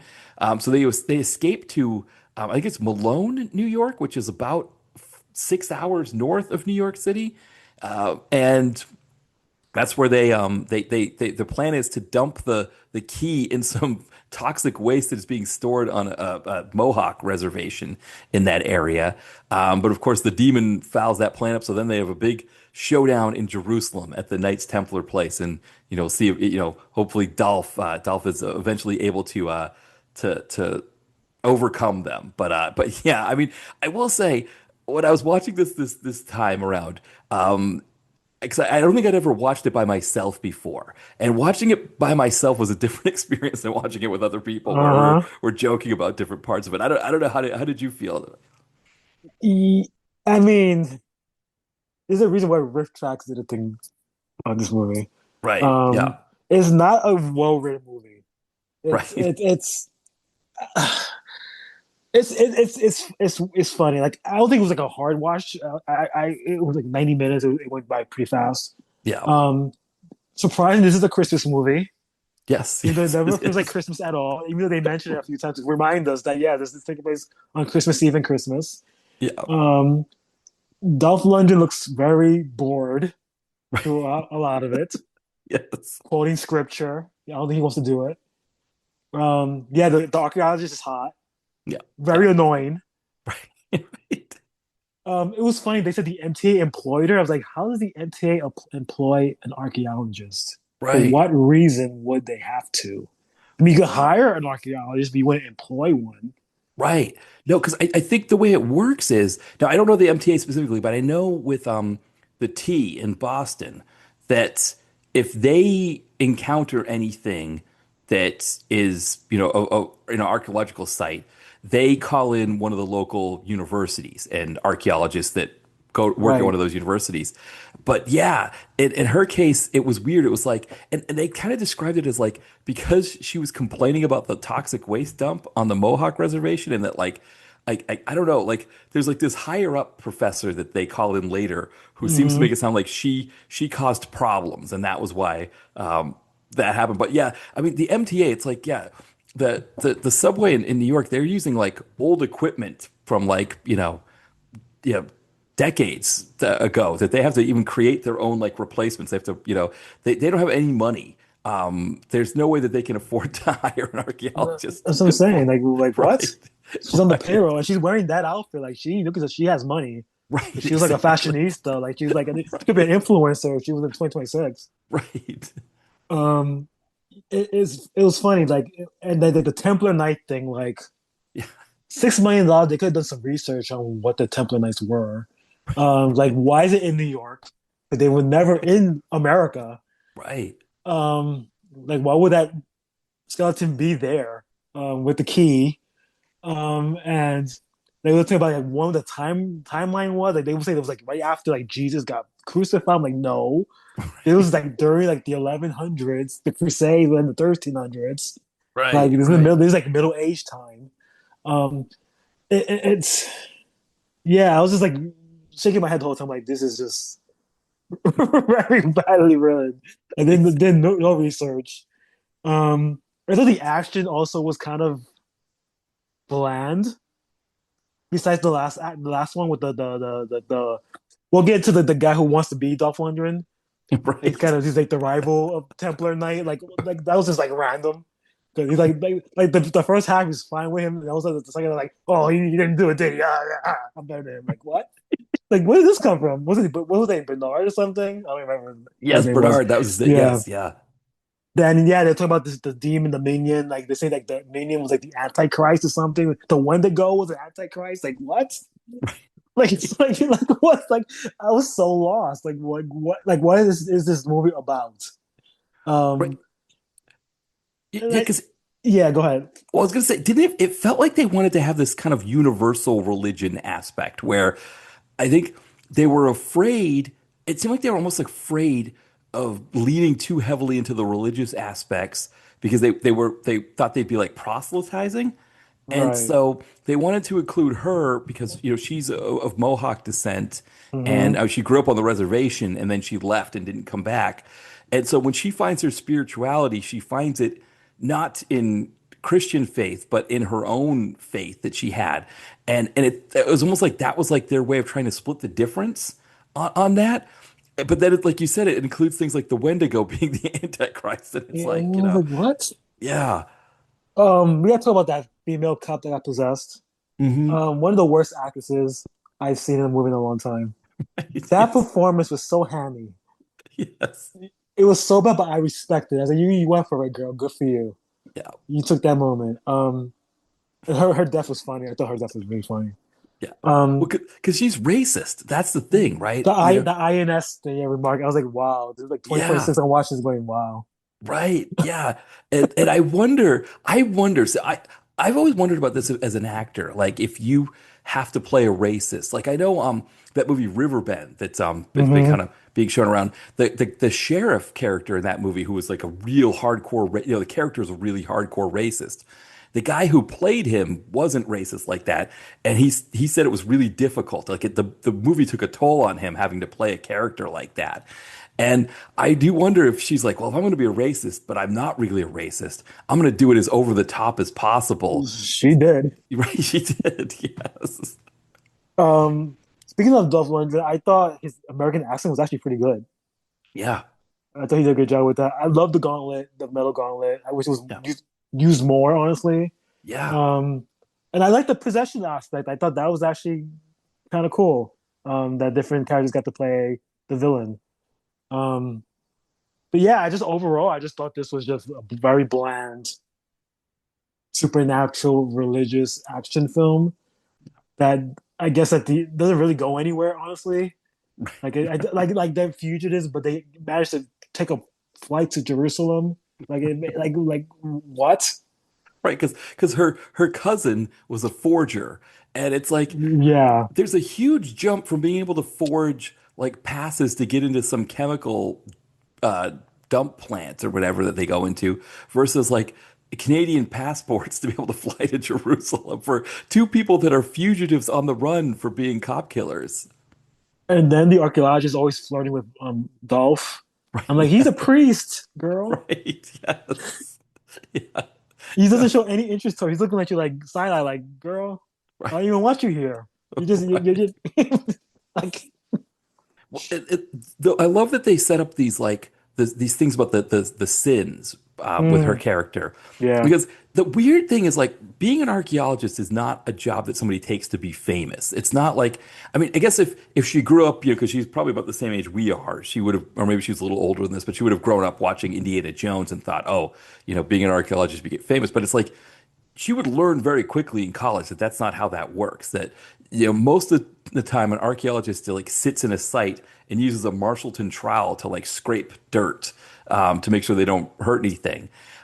But she's like, oh, this is going to make my career, and it's like, no, that's not how that works. Like that's not how any of that works. unless she's just grabbing things like, oh, hey, look at this, hey, Right, like exactly. no gloves, nothing, Right, no no, notebook, nothing, no anything. Oh, this is the claw from this century. Oh, look at that skeleton. Oh, look at the knife. Look at the cross on him. Like, and she's touching it. Like, girl, right. Yeah, she's exactly. She's like like I guess because at the very beginning when she comes down, she's talking into like some kind of recorder, but then she never talks into the recorder again. no. And yeah, it's not like today where like people have cell phones like with earbuds, and you see them, you think they're talking to themselves, and they're just having a phone conversation. This is she still needed to be able to talk into that thing, but yeah, she wasn't doing it, and so um, yeah, that And, was and even the two workers in the beginning when they fall through the hole, yeah. the bigger guy's like, oh, that's take stuff and steal stuff and sell it. It's like, we're Right. gonna sell masks? Right, Who's gonna buy exactly. this? Right, exactly. Like this idea that like, oh, if you come across some like archaeological find and you see like relics or whatever that you can somehow sell those. It's like when you watch the Indiana Jones movies, the people who steal the relics to sell them, they're like these extremely wealthy, well-connected people that are Right. doing this. It's not like just like two, subway workers who are just like, oh yeah, we could sell this anywhere. It's like, "Oh, I know a guy, or something like, I don't know. It's like, We go to the Museum of Natural History and go, hey, you want a mask? right, It's from the exactly. year 1200. Like, Right, what did you get it? Oh, that doesn't matter. Just here. right, How much you gonna right, pay for it? Yeah, a right, pawn shop. Come on. right. Yeah, yeah. It was and they're like, oh, we can't tell her about it. It's funny how they were like, we can't tell her about it because, um, she'll take all of these things and we won't be able to sell them, as opposed to if we tell her about it, or maybe they did say if they tell her about it, she's going to shut the whole thing down Yeah, for, yeah. That's you what know, they said. Yeah. yeah, because that's really the big thing. They always talk about that. That's like, I want to say there was a because when I was in school, I went to school for anthropology, but I took some, we had to take classes in archaeology as well. And I think there was a case like of a highway that was being built in Massachusetts where when they were excavating, they found, I don't know if it was I don't know what nation people that they would have found in the burial ground there. But I know they had to like stop immediately. They had to get archaeologists in. But nowadays too, you don't even get archaeologists. You would get representatives of that Native American nation to come in and determine like, is this a burial ground? Okay, then maybe we don't even dig in that place. Hmm. And so. Yeah, and which that would have made more sense if that's what they did. If they were like, "Oh, she's the expert," but the thing is, like, she's supposed to be the expert on Native American artifacts. Yet she's oh, this is Celtic and this is all this kind of stuff. And Right. it's I'm like, like, why is the MTA even hiring her? Like, right, it makes no sense. I guess because she's hot. I guess that's what right, the reason exactly, they hired exactly. her. I was fine. I was reading trivia on this, and Michele Suave was supposed to direct this, Oh, and I could, really? yes, and I could imagine what he would have done with this material. Like, it would probably would have been awesome. Like, Yeah, over the top, a lot of special effects, a lot of the probably it seems like the demonic monsters looking like demons right, when they're right. possessed. That would have been pretty cool. Yeah, I was like, wow, that would be an interesting movie. Yeah, that would have been cool because the director who was in the movie, Jean-Marc Pichet, he's the one driving the cab, driving Ah, okay, yeah, Dolph to the set there. yeah. Um, yeah, that would have been interesting if Michelle Suave if he wow, that would have been that would have been a trip if they had got him to direct it because this could have been a very different movie from what we Hmm. got. Yeah, but it could have been like demons, Yeah. just with an archaeologist. Um, the funniest scene to me in the movie was the police station scene. Yeah. Oh, Why yes. was the line blue? Why am Right. I watching Silk Stalkings right now? Right. I was And like, wait, what? in a small town on the border, which the other thing too is that like, so I looked up Malone, New York on Google Maps because I was curious to see if it exists, and it does exist. And it is like literally, it's right just below the border with Canada. Mm, It's about a 6 hour drive from New York City. Now, okay. they drove 6 hours because I mean the movie was talking about how they do mention later on that they are near the Canadian border, that Montreal is the closest airport to where they are. So they meant for this to be the legitimate Malone, New York. And so they were driving an MTA truck with the word, with the MTA logo blazoned on the side, all the way up from New York City, all the way up to the border with Canada. And it's only when they're getting gas and these two guys over here that there's somebody wanted, which I don't even know if you would if they would even get the news from New York City if they're that far north, that they would hear about fugitives escaping from New York City. But it's only then do they get suspicious that they're driving an MTA truck that far north. And I had also an issue like the possessed minion, right? They seem to know where the key was, right? They were Yeah. like a home device. The guy who was possessed, I guess he was like a cameraman or something for I guess a newspaper or something, who was Oh taking yes, photos yeah. of the bodies. How come he waited in a car, listened to the radio to find out where they were? Right, right, Like, exactly. can't you just find the key? Can't you just sense what the key is? Why are you waiting in Right. a car going, I'm hoping the DJ tells me that these guys got caught and was sent to this police station so I can bring my gun. Well, I don't know where he got the gun from and shoot up an entire police station and kill all the cops in there. Right, right, exactly. And, right, and that's the other thing too. Again, is like, how would they have known? Like, how would this guy have known that they were going there of all places? Because the only reason why they were going there was that her grandfather Right. lived. She was from the reservation near there, and her grandfather worked at the plant that the dumping plant for the toxins. And the whole idea was that if you put the key in with the toxins, there's no way that the minion can get it because they have to use a human body to be able to get there, and no body would be able to withstand that. But yeah, the guy is just sitting there waiting to hear. Then they get arrested, and I mean, again, this is a town. I looked it up. It was a town of about 10,000 people, but they make it look like Barney Miller or something like that, like this bustling city holding cell with like there's a sex worker who gets arrested and all kinds of stuff like that. they tase him in the neck. Like Yes. what? Right. Yes. Yeah. Yeah. And the other thing too is when he kills the police officer, the woman earlier in the movie, he loses his spiked glove, Yeah, which is interesting because the spiked glove is like the whole thing. Like, right. it shows him wearing it on the cover. It's supposed to be this big thing, but he really doesn't have it for a good half of the movie at least. It's weird because they kill off the other bodies, but it's like, isn't that supposed to like keep them down? So why are these possessed bodies dying if it's not So, through the glove? well, because I guess what he explained was that it just slows them down. But then the thing I don't get is that Dolph knows that if he stabs the body, right, Right. that he knows that if he like drags them by the feet, it just doesn't look them in the eyes, that they can't possess him because he's always yelling at people, "Don't look them in the eyes, don't look them in the eyes."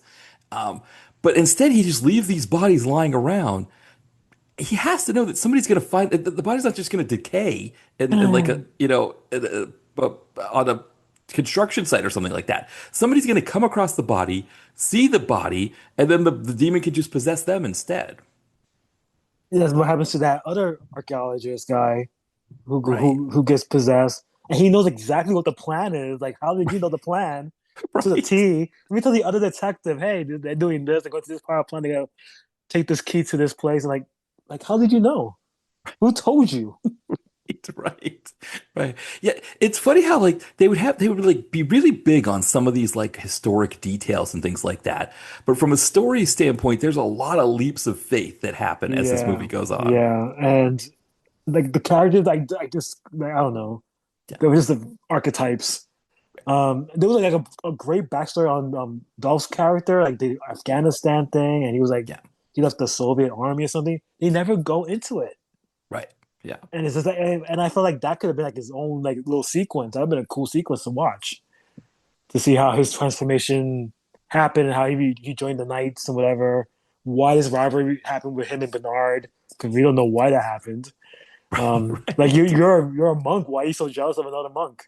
Right. Makes no sense.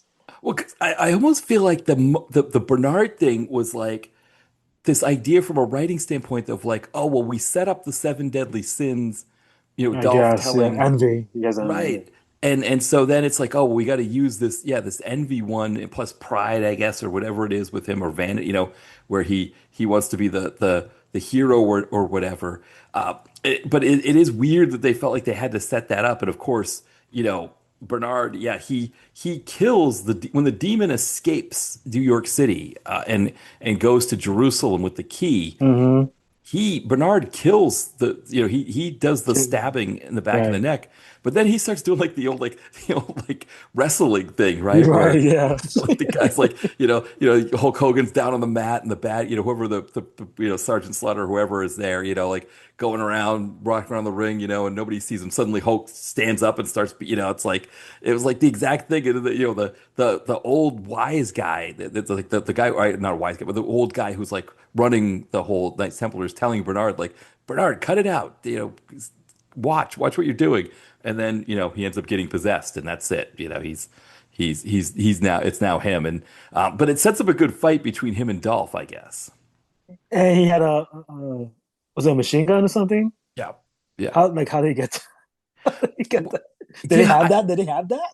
Well, no, because the Knights Templars had machine guns when they were Oh, guarding the place, oh, and I okay. think the demon got them from Oh, I see. Okay.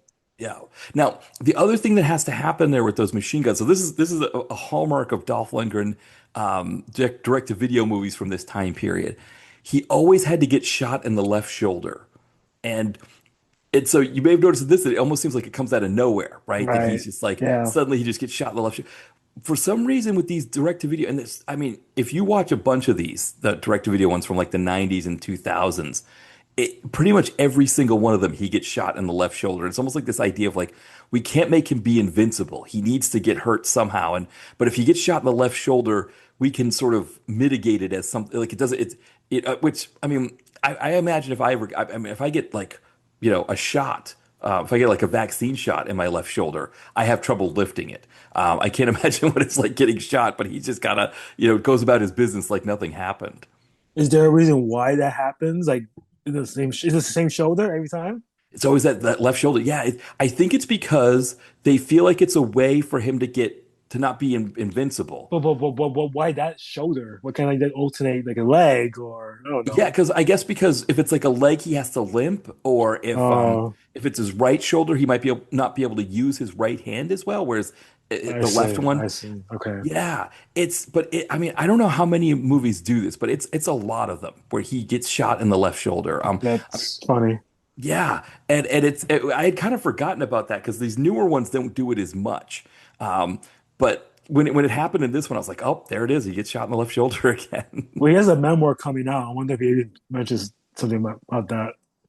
He might. The last Dolph movie that I talked about in the podcast was Detention with Chris the Brain from Oh, Bulletproof. yeah, And I had I've the seen that. DVD for that one. I have the DVD for Minion somewhere. I should have probably pulled it out to what, but it was on Tubi, so I figured I'll just watch it on Tubi.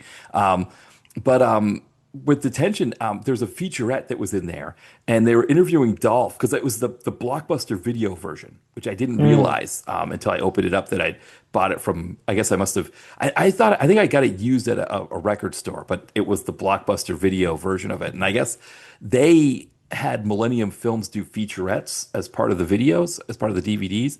So they did this like little making of featurette. And Dolph, at the beginning, they were interviewing me. He's like, I've done like 25 of these movies. And I mean, The Minion would have been one of those 25 that he did because it came out after, the right. Detention came out after that. And to your point about him like kind of going through the motions in this movie, it seems like it's just another one of those things that he's used to getting shot in the left arm. He's used to like reciting the bad dialogue, and he's used to doing a few roundhouse kicks and whatnot, and that's it. Yeah, it was funny because I was watching like he's a good action star. I'm like he's not really Mhm. doing much action in this movie. Like Right, there's a lot of right. dialogue, a lot of just talking about nothing. And I was just I could tell like I felt like he really wanted to just like be unleashed, Yeah, and they wouldn't let him do anything. It was weird. And they made his character kind of dumb. I mean, there's a moment in the power plant where the grandfather gets murdered by the minion, and the minion takes over the hazmat suit. And I guess the grandfather puts like a stain of blood on the leg of the hazmat suit, so you could tell like that's not him. yeah, So he yeah, like, so I guess before that, the grandfather tells me you need to be more trusting to people. So he's like, okay, I'll try. And then the minion comes out in the hazmat suit, and Duff's like, oh, did everything work out? And the guy just nods, and he's looking at him like, should I give you this key? You know what? I'll be trusting. I'll give it to you. And then he like walks away, and he sees the blood. Oh shit! It's not even hitting your grandfather. right. Yeah. Exactly. So I was like, oh Jesus. I did. Yeah, I agree about the sword fight at the end with the Bernard. I thought that was probably the best action scene in the movie. Hmm. The sword that was pretty cool. I also thought the special effect at the end too with the key and the door Yeah, kind of thought to the archaeologist. I thought that was actually not bad. You know, yeah, and also I see worse CGI. right, right. Yeah, exactly. Yeah, like there's like the gargoyle that turns into Mm-hmm. um, like a replica of her grandfather that's talking to her. Then he turns into the devil. Yeah. Um, yeah, yeah. It's interesting how they put money in certain places, and it's hard to know where the 6 million went completely. But I do agree with like when you get some of those nice computer effects like that. When they put a little bit more into them, it's not like the Asylum movies now, where it's just like they just don't care and they, Yeah. will Yeah. make it as bad as possible. It's almost like part of the fun is making it bad. It is nice that they cared about that a little bit. Yeah, I was surprised. I was like, "Oh, you know what?" Yeah. I was like, "Okay, fine, Right. something positive to talk about." This movie, hey, it looks pretty good. It's convincing. Okay, um, yeah, like I said, I thought this movie was just bland, and I was expecting more out of it. Um, End of Days is not great, but at least it's more fun than this because Arnold's kind of into it, Yes. Yeah. and Gabriel Byrne is a great villain. But yeah, you could tell Dolph was like just give me a check. Yeah. Right. Exactly. Yes. Yeah. Well, and it is weird. It is interesting because like you get these goofy things, like again with the spiked glove. That like he's walking around with the spiked glove. But then they lose it. Then they just get rid of it, and he doesn't have it anymore. And in my head, 'cause I think I last saw this when I reviewed it back in. So it's been probably about 20 years maybe since I've last seen it, and I could have sworn that he got the glove back, but no, he doesn't ever get the glove No. back. It's just confiscated by the police, and that's it. He never has it again. And I think in my head, I just always remembered him with the glove and thought, okay, that's something that happens more throughout the movie, but it doesn't. There's a point where that's it. He doesn't, he doesn't have the gun. The other thing too is I'm always used to Dolph as this guy who can like take out people, at any point.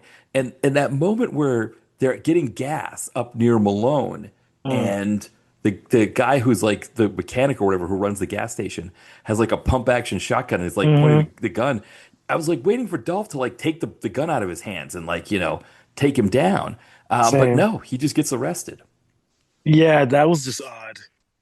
Like you thought you have a plan, and it was just like, let me just sit here and not get shot. Right, exactly. Like you're killing demons, like, dude, this guy just has a gun. Right. Right, exactly. And not only does he just have a gun, but he's probably never pointed that gun at a person before in his life. And Dolph, you're this KGB trained priest. Like you'd think, like, yeah, Yeah, I just thought the character became too passive by the second half. It was like, okay, like, where's the motivation here?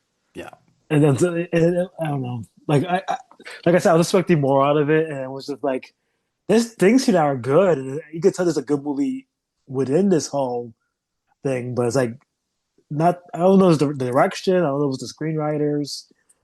I don't know what it was. I thought the film looked nice. I thought for what it was, like it was like not like a direct to video movie. It looked pretty good.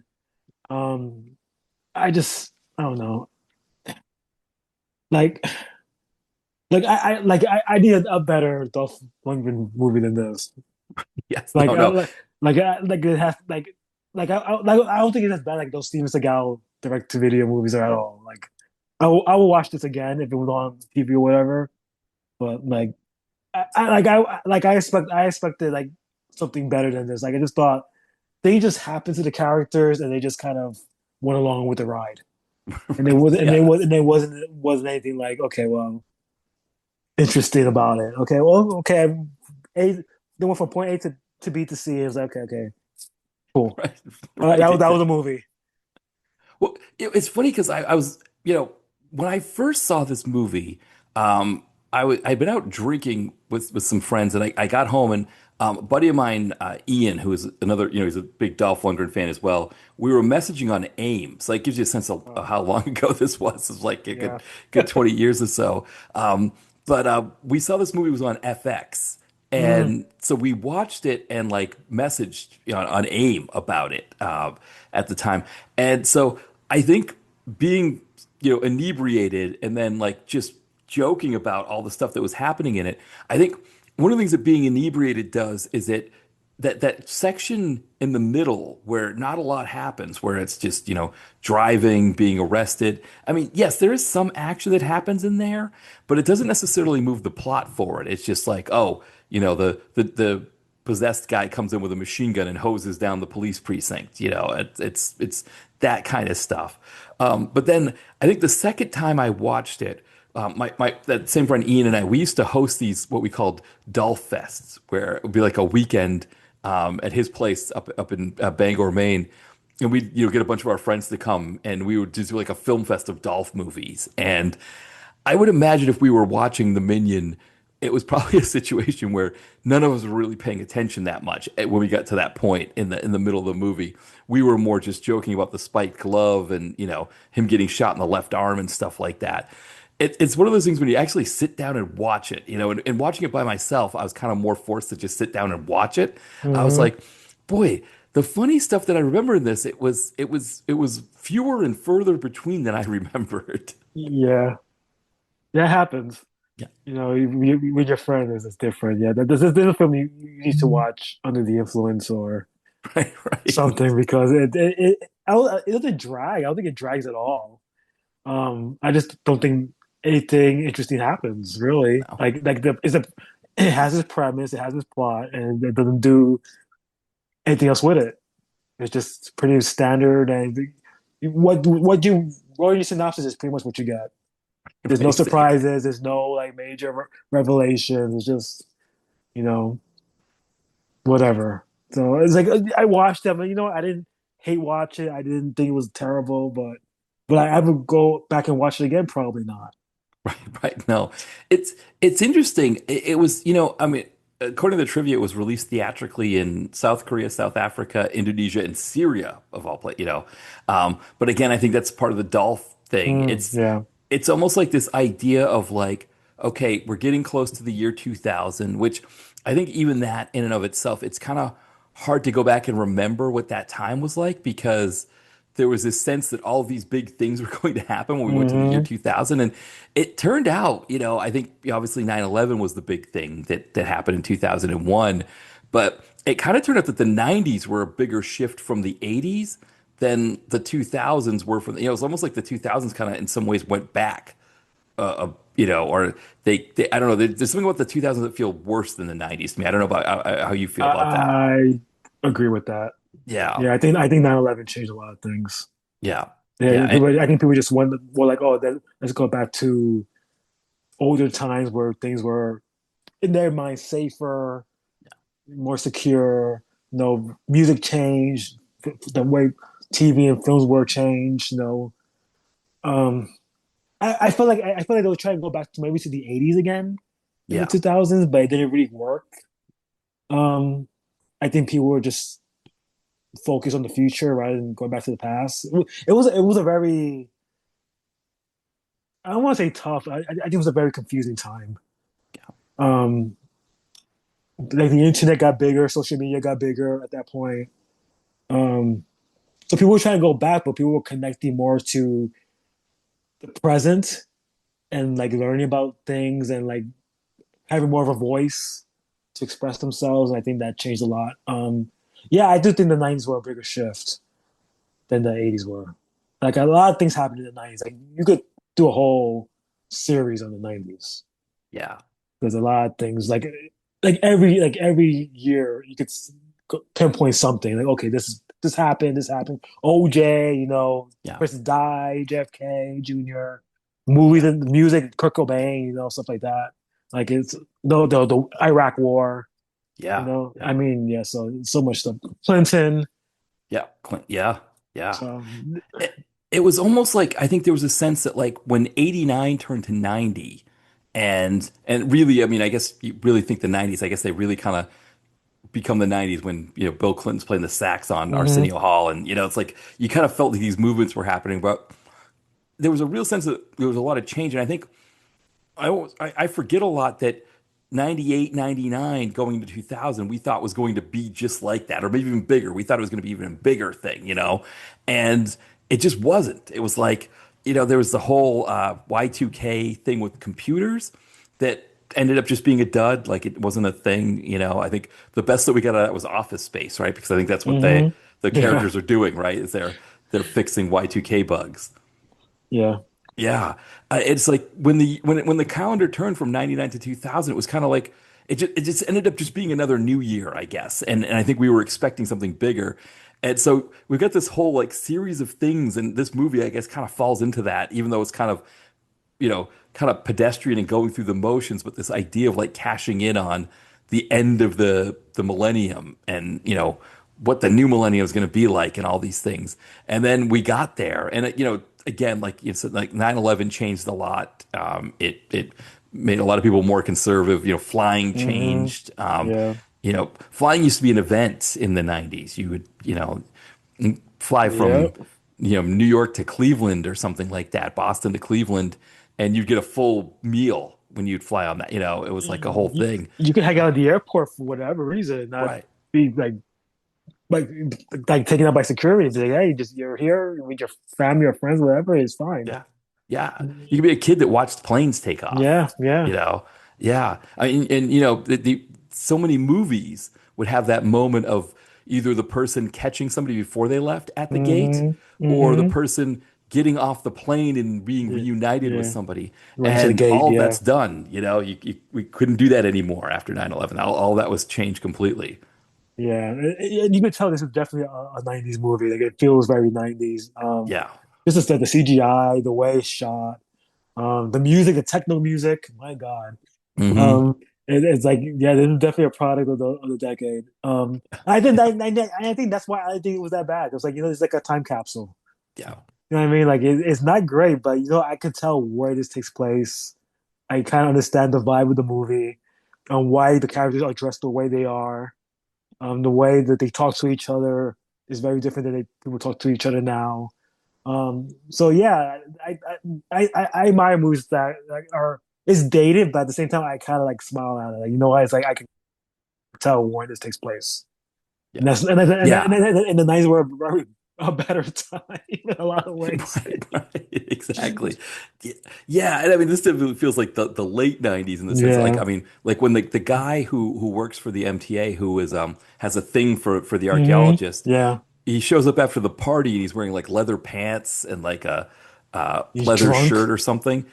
Yeah, he's drunk. He's walking. It's like the whole thing. I don't know if he had eyeshadow too. He might He have. did. He did. Yeah, Yeah. yeah, exactly. Or guy liner, I guess is they call it Yeah. right now. But Yeah. yeah, it was a whole thing, and it's such a it was such a small period of time that late '90s period where there was this big anticipation for 2000, and obviously the other things that were going on like Clinton. I guess this movie would have been before Clinton getting Yeah. impeached. Yeah. On the same time, like it was released. Yeah. 98, 99. Yeah. Yeah. Yeah. Yeah, it's weird, because when you get so far beyond these years, 3 or 4 years doesn't feel like a long time. But yeah, there was like a whole cottage industry of this whole like end of days kind of thing that obviously, Hmm. the Schwarzenegger movie was the biggest one out of those. Right. Yeah. But it felt like everybody wanted to cash in on that. And that's what this movie was trying to do was cash in on that. I guess, you go to the video store, you see Dolph with a spiked glove, and you read about it and you think, okay, yeah, this is another one of those kind of things. But then you watch it and you're like, wow, this is like you said, there's a lot not happening in this movie. That was, and I think that's my biggest issue. Like, there's a lot of like good things in the movie. Like that, the ideas are good. I just don't think they come together at all. Yeah, I don't know if yeah, it's the budget reason. I don't know if it's just a scheduling reason. Not the right people involved. I don't know. I watch the end of the day. Like I say, it's not a good movie, but it's memorable.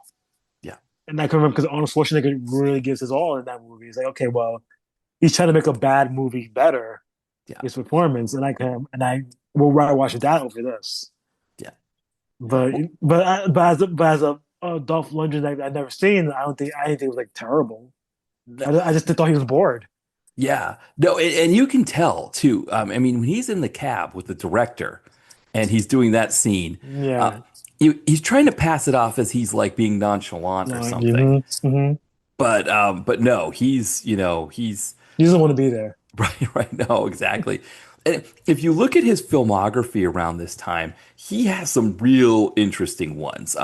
So he has a movie called The Peacekeeper, which also stars Montel Jordan, not Montel Yeah, Jordan, sorry, Montel Williams. I've seen that one You actually. see that one, so you know that Yeah, one, yeah, with Roy yeah. Scheider as the president. Hmm. And then Jeez. there's Blackjack, which was supposed to be a TV series on USA, and they ended up just doing a movie. But he was supposed to be working, he worked with John Woo on that one, and I wonder if when he found out that Blackjack was just going to be a TV movie and not an actual series, suddenly he had more time free and he just had to grab something, maybe. And like the Minion came up. I mean, the other movie he does in '98 is Sweepers, which he does with Keone Waxman, who would go on to do a ton of Steven Seagal direct to video movies. And he said it wasn't a good experience. He didn't like working with Keone Waxman. I think Keone Waxman was young at that time. He was getting the hang of being a director. And I think he learned from working with Dolph that like when you do a direct-to-video movie, you just do whatever the star wants. And Hmm. that played really well with Seagal. So he ends up doing like 10 movies with Seagal, 10 direct-to-video movies. But it is kind of interesting that Dolph had that movie. And again, it didn't go well for him. And, so that 1998 was, it was kind of an interesting year for Dolph. He had three movies come out. And this one is kind of sandwiched in between there, The Minion. And I almost feel like he must have just taken this because Blackjack didn't work out as a show, and he suddenly had time available. It's like, all right, I'll make this instead. Yeah, that's unfortunate. I think it was hard for a lot of those 80 action stars during this time. Yeah. No, like I think maybe well, even Stallone was struggling too. Hmm. And Seagal was already deep into the direct-to-video. Jean-Claude Van Damme, yeah, those guys were like just struggling. Um, yeah, I'm kind of glad it kind of came back, with the Expendables and stuff like that. Kind of got a renewed um, visibility. Um, I will say this about Dolph. This is the third film I saw of him this month. Yeah. So I saw this, I saw Master Universe, and I saw the new Master Universe. He has a cameo in that. So Oh, he does. Oh, nice. yes, Oh, yes. nice. I won't say Okay. what it is. I won't say what it is, but Right. he, Well, he that was means I got to go see it now. Man. he was promoting the movie with the cast. He's like, okay, he's probably in the movie. Yeah. Yeah. All right. I'll So have to see it now. I'll have to see because I mean, yeah, I'll have to add it to my list of Dolph Lundgren. I wonder if they've put it in his IMDb bio it yet. is. I think it is in there already. Okay. Oh yeah, there it is. Yeah, yeah, I see it. Okay, Yeah. perfect. Yeah, so I'll. Oh man, yeah. And also he did Mike, Nick, and Alice. That's on my it's on my queue. I'm gonna watch that It is. soon. Yeah, yeah. I've got to see that one. He has two new direct-to-video movies that came out. Hellfire, which he did with Isaac Florentine. He also did Bridge of Dragons with Isaac Florentine, and Exit Protocol, which he does with Michael Jai White.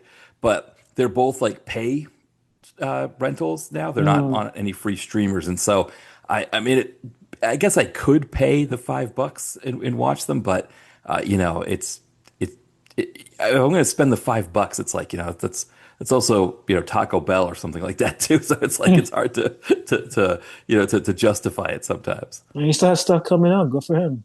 Yeah. Oh yes. Yeah. No. No. He definitely is still. He's still working.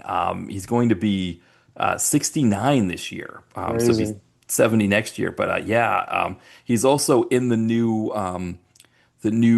Scott Adkins One Last Shot. So the third of the one Mm. shot movies. So yeah. He's a name that people still want to have in these films, and he's still got a presence. He's even though he's almost 70.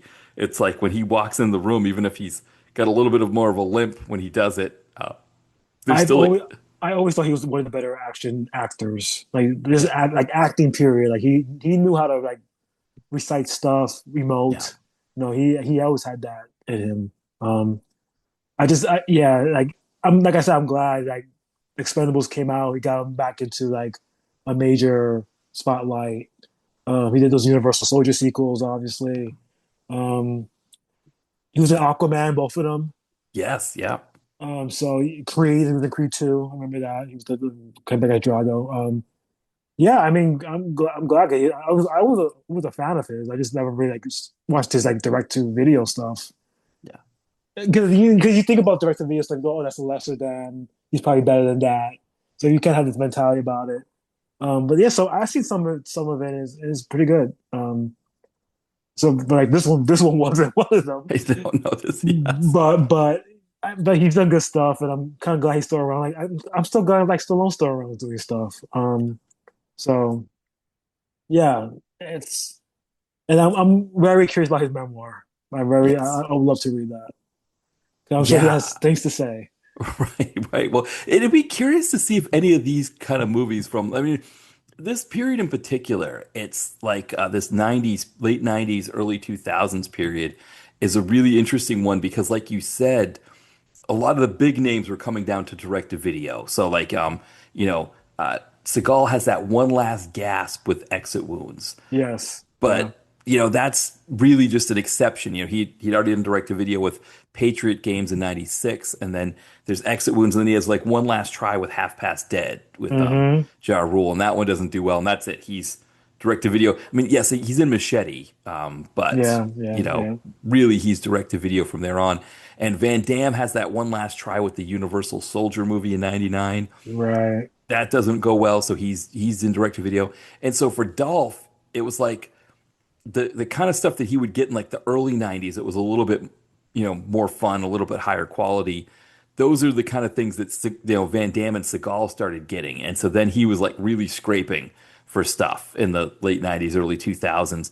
But then he starts directing things, and then as you were saying, we get into 2010 and he does the Expendables, and suddenly he just blows back up, and it's just which it was really great to see that he took full advantage of being in that Expendables movie. But Yeah, that late 90s, 2000s period, there's definitely some real interesting movies in there that he's done. Yeah, I might have to dive into those movies just to see Yeah. like if it's the same kind of like acting he does, or is it, like maybe the film is better that he actually tries harder Yeah. in the movie. So I don't know. Yeah, I mean, there's some interesting ones. So, I mean, there's Bridge of Dragons, which I have that as my number three Dolph movie. That comes out in 1999. And again, I had Jeanette Ward from Mundane Adventures of a Fangirl on to talk about Bridge of Dragons, and it was kind of interesting having a similar conversation to what you and I are having about the Minion, where she watched Bridge of Dragons and she was like, "Yeah, I don't know if I quite have it like that high, so, whereas like that's like kind of a classic one amongst my friends where like if we're introducing somebody to these low budget kind of movies, Bridge of Dragons is almost the first one we do, partly because Showdown in Little Tokyo has some moments in it that are a little bit rougher that Hmm. depending on who your audience is, it's like maybe they're not gonna like a sex worker getting beheaded after she hits a crack pipe, or something. It's like, there's some stuff in there that's a little bit rougher, whereas Bridge of Dragons is just complete goofy. It's just, a goof fest. But that one, again, I don't know how you'd feel about Bridge of Dragons because it's a little bit goofier version. It's goofier than the Minion, and so yeah, that's an interesting one there. But then yeah, I was trying to think like beyond that, I mean, yeah, there's some interesting ones. I mean, you have Stormcatcher that comes out in 99, and in 2000 you have Agent Red, where Agent Red lifts an entire scene from Stormcatcher and puts it in Agent Red. So it's like, it gets some interesting stuff going on there. Interesting. All right. The Yeah. tension, the tension I see, which is pretty good. Yeah. Yeah, So, I think it's when he gets to the Defender in 2004. That's the first one he directs. Now, granted, that one also okay. has Jerry Springer playing the president in it. But he directs that one. I think he directs The Russian Specialist, and then he's like kind of forced to direct Diamond Dogs. He makes it in China. So that one I think was kind of a mess. And in between, he does a movie called Final Inquiry, which is like some kind of religious movie with I think it has Max von Sydow as well in it. Oh wow. Yeah, really, again, really, really interesting stuff. Like Final Inquiry is definitely down at the bottom of my list of Dolph movies. That's like, close to the end there. But yeah, Command Performance in 2009, that's a really fun one. That comes right before he does Expendables. So it's interesting that once he hits that one, it's kind of like he suddenly gets a higher quality of work. I mean, granted, he's also doing a bunch of stuff. I think he gets a divorce in the 2010s as well, so he suddenly needs to make money. So he starts Mm, doing a bunch of stuff as well. But at least he's getting invited to the big table again. yeah, I remember like not seeing him for a long time. Like, he was in the Expendables. I was like, wow, I haven't seen him in a while. Right? Yeah. And but he was like one of the best parts of that series. His Yes. character is Yeah. so freaking good in that franchise. Yeah, it's funny because Stallone wanted that to be kind of a vehicle for him, but the first movie, as you're saying, it's Dolph's movie, and then the second movie, it's Van Damme's movie. Hmm. It's kind of crazy. So he thinks like, okay, well, the third movie, I'm just going to take everybody and sideline them, and I'll get like Kellen Lutz and Ronda Rousey or whoever, Glenn Powell, these Worst young one people of that the nobody worst one. cares about. Well, I think actually the last was the worst one actually. Yes, the Um, fourth, yeah, yeah. even though I love Jason Statham, but he couldn't save that film. No, no, right. As much as he tried. Yeah. The jokes and everything in that fourth one were just like, it's like, oh, Randy Couture is peeing on something. And like, oh, Honestly, I'm sure the budget of that movie was bigger than this one, and that yeah. movie looked cheaper Right. Yes, than it this did. does. Because this looks Yes. professional, at least. Right, right. Yeah. No. I mean, like the cast in that fourth one too. It's like you got like Andy Garcia, but I'm trying to think, who else was like big name? Like Tony Jaa was in that Yeah, one. Tony Jaa was in that. Yeah, yeah. Yeah. All kinds of these big names, and you're just like, what are we doing with any of Megan them? Fox was like the main Like, theme. Like, why? right, right. Megan Fox? Yeah. I wonder because she was doing some other movies for the Millennium guys. Like she did Subservience, which I thought that was a pretty good one that she did. And I wonder if like the Millennium people were like, well, we got her on contract for a few movies here. Why don't we have her in this one as well? And Stone's like, oh, all right, we'll just, it's fine with me. I guess I don't know. She didn't fit in the movie at all. No, no. Oh well. But yeah, like I said, I'm glad he got his spotlight back, and like I said, he's in the new Masters of the Universe in a small cameo, which was kind of cool. I saw him, like, everybody at the theater cheered. Yeah, oh, I Was bet. was Yeah. awesome. So I was like, okay, great. He must don't know who he is. That's- That's all. That was enough for me. So, you know what? Good. I'm glad. yeah. Yeah, I'll have to add it to my Dolph list. So at the very bottom, I have the movies I haven't seen yet of his. Uh, I've got the list right now. So I guess if I add that one, I think the list was 94 movies, so now it'll be 95, and I'll have seen 86 of 95 movies. So my might go Did you by. see I might The Mike and Nick movie? The Nick and no, Nick I and haven't seen Alice. that one yet. It's on the list, so I got to It's see on it. Hulu, I think. Yeah, yeah. So I've got to see that one. He was also in one of the Minions movies, the Rise of Gru. Uh, He does voice work in that one. So I'm gonna have to see it. Even if just to say I saw it, just to say I've seen him. There's a cartoon he did called SEAL Team, where hmm I think he was a dolphin, but he's not in it much. But it was like I have to watch it. So it's Dolph. So I'm kind of at this point. I've seen so many of his movies that I got to just keep going. That's why he was in Kindergarten Cop too. He's the main Right. star. I didn't see that. Yeah, I don't know. I don't even know what to make of that one. It's like it's. I mean, what's interesting is it's got Bill Bellamy in it, and he's not in it that much. You think he'd be in it more, but just the fact that it's Bill Bellamy, like that they cast Bill Bellamy, as of all people. I don't know what Bill Bellamy was up to, and I don't know if his agent was just like, "Hey, you want to act again?" I don't know what was going on there. Is he playing the same character as Schwarzenegger? No, no, it's a different. It's Oh, a whole okay. different setup. So it's like, well, I shouldn't say it's the same setup, but they do it differently. So Okay. yeah, Right. but it's like it's essentially the same idea that he's like an undercover cop trying to root out some guy. And of course, what it is, it's like he's got a teacher who she works across the hall from him. She's like a good like 25 years younger than him, and of course, they hook up. So he's like showing her how to line dance or something. I can't remember. It was like, yeah, That's funny. yeah. He's like this guy who like lives in a trailer, near the ocean, near like the sea in Seattle, and he like eats steak, that he grills outside, that kind of thing. I see.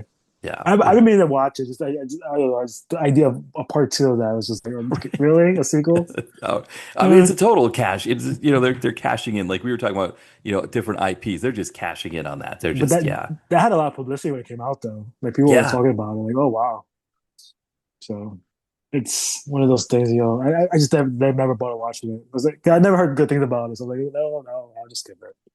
Yeah, it's like I would never tell someone not to watch a Dolph movie, and I think for that one, like I wouldn't say don't watch it. I do think it's a little bit longer. I think that's the one thing about it. Hmm. I want to say it's like almost 100 minutes, and so that's the one thing that might, because like you were saying with the Minion, it goes pretty quickly because it doesn't, Yeah, yeah. it doesn't, 90 minutes you're in and out. It's not bad. But I want to say it's like this one's like over 100. Yeah, it's actually 100 minutes even is what it says on here. So, Yeesh. yeah. And of course, it's funny they have Bill Bellamy on the cover, like he's all in the movie, and he's really not in it that much. He's there for like at the beginning, he's kind of like helping Dolph because he's got kids. So he's telling him how to manage the kids in the classroom. I Um, see. and Okay. it's like this whole thing where Dolph has no idea, what to do with these kids. So I might check it out. I might want to give it a shot. yeah, I think it's on streamers. I'm not sure, but I've seen it like on Netflix. I've seen it on Tubi before. so right now it's not. So now you Oh, have to pay to rent it okay. on Prime. But it's one of those ones that if you kind of keep an eye on it, it will. I don't understand how any of that works, but it seems like with these movies, they sort of bounce around. Like there's certain Dolph movies, like The Minion, that's just always going to be on Tubi. You can watch it on Tubi now. You can watch it on Tubi 10 years from now, probably. It'll still be on there. And then there's other Dolph movies like that one, like Kindergarten Cop 2. There's a few like that sort of sometimes they're on streamer, sometimes they're not, and you just don't know It's pr- when it's probably the distribution company, the yeah, studio. They probably have different deals. yeah, and sometimes they just feel like we make more money from people renting it 5 times in a year than we do from ad revenue on Tubi, I guess, or something like that. Because this movie, The Minion, was actually on YouTube also. The whole Right. movie, yeah, the whole Yeah. movie. So and it was multiple videos of The Minion. Yeah. So I don't know if it's like maybe it's like a public domain thing or something. I don't know. Yeah, Um, this one wasn't one of the usual suspects for a distributor for him. So it wasn't like Millennium Films or anything like that. It was, um, I can't remember, like the company wasn't, they weren't a big name that I've heard of, I don't think. So they may not have done anything else. Taurus 7 Films, Mahogany Picture. Yeah, it's like none of like the big names that you would expect. right, right, Minion Productions. And so, yeah, and then the distributors, I mean, you get ones like Buena Vista Home Video in like 2001, it's like, um, so yeah, Kino Lorber put it out on Blu-ray, I guess. I don't, that just seems crazy, but, and wow, Lionsgate, in Canada, but these are, again, these are, so I think it's one of those things where, whatever company had it, like the PM Entertainment movies, that seems to happen a lot with those. They tend to go on YouTube because nobody really has the rights to them necessarily, or whoever does, they don't really care. right, right. Yeah, Plus, Kindergarten Cop's an IP also. People know the first one, so yeah, probably more valuable. yeah, yeah, And they're exactly. probably gonna remake it eventually. So they figure, oh, let's keep the rights. Yeah. Yeah, I could see that happening. You could see, Amazon or Hulu or Yeah, one of those yeah, doing like a, kind of yeah. direct to Hulu, direct to Amazon or, Prime kind of Mm-hmm. movie where it's like, Maybe yeah, Alan Glenn Richardson, Powell. Alan Richardson, maybe about Yes, that. yeah, that's, yeah, it could be, yeah, yeah, that's, yeah, him or, yeah, yeah, one of those names, one of those, those names that could, yeah, that we kind of know now, like, oh, they're Yeah, going to be the new kindergarten cop. yeah. Yeah. Yeah, it seems like that kind of these things just, I mean, I was, thinking about Glenn Powell and the Running Man. It's just like, it just seems to be like one of those things. And it's like, I think the new model for that kind of thing is we'll put it in the theater and see how much we get. But really, it having it part of our streaming package as something that people will watch. And I guess the thing is too, is if like a movie like The Running Man has a theatrical release, people are more likely to watch it on Watch it. streaming after. Yeah, because more important. Yeah. Yeah. Yeah, so that's a, that seems to be like the big Statham model now is that all of his Mm-hmm. movies have short theatrical runs and then they go directly to Amazon or something like that. He has one coming out, I think next month. I think Yeah. I forgot what it's called, but I saw the other one, Shelter. That was whatever. Yeah, And right, I and right. I and I'm a big Statham fan. Like that's my guy. But like Yeah, yeah. I just feel like a lot of his movies, he's become like the Liam Neeson of action films these days, where he's just doing the same role, just a Yeah. different movie.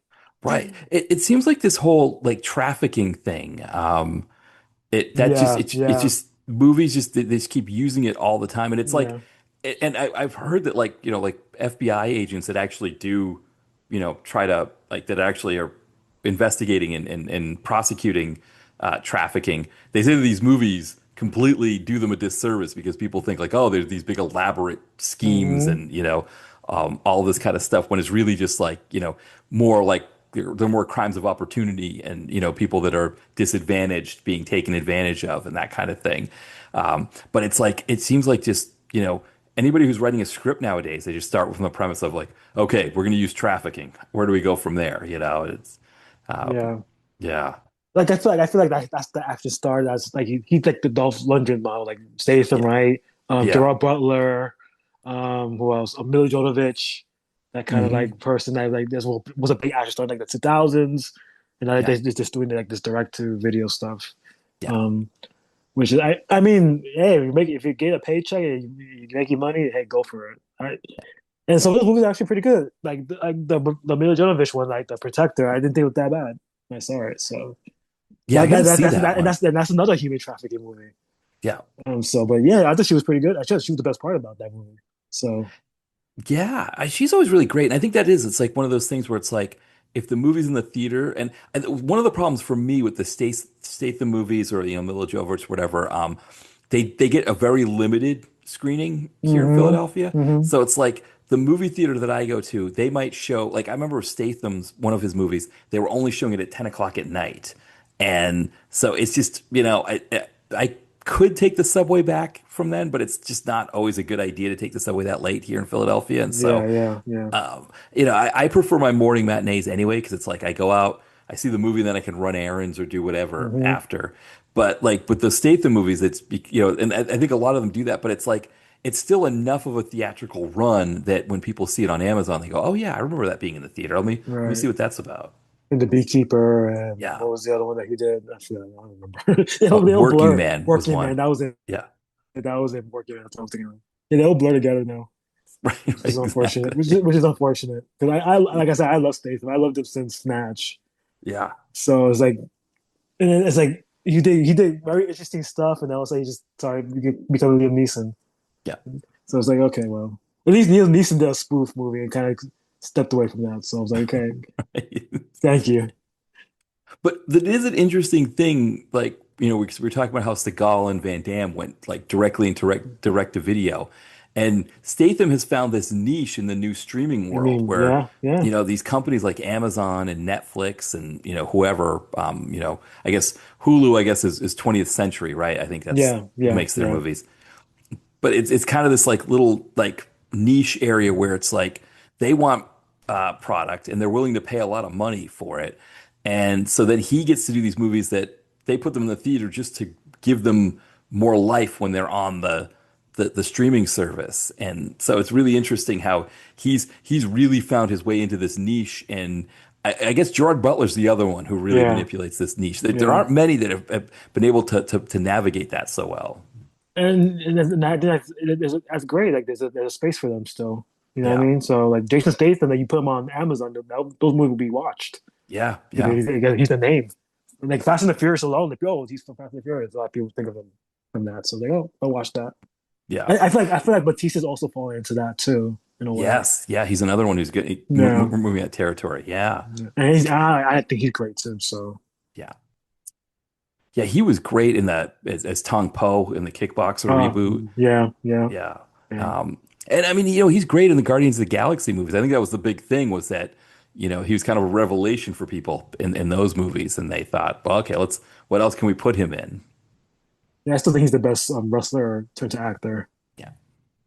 I think Cena's kind of coming close, in a way. So Yeah, yeah. Roddy Piper, I guess, is another one that I was always loved. But yeah, I think Cena is going to be interesting to see with Cena. Yeah, because that's like, I mean, he had that part in The Bear that was like, hmm.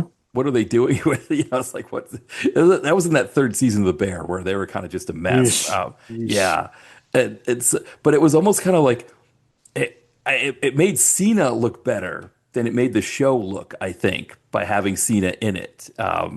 It was kind of, I guess Brie Larson kind of the similar thing because she's in the fourth season of The Bear. Hmm. And it's kind of a Yeah. similar thing where they're like, I almost kind of feel like she looks better by being in the show than the show looks by having her in it.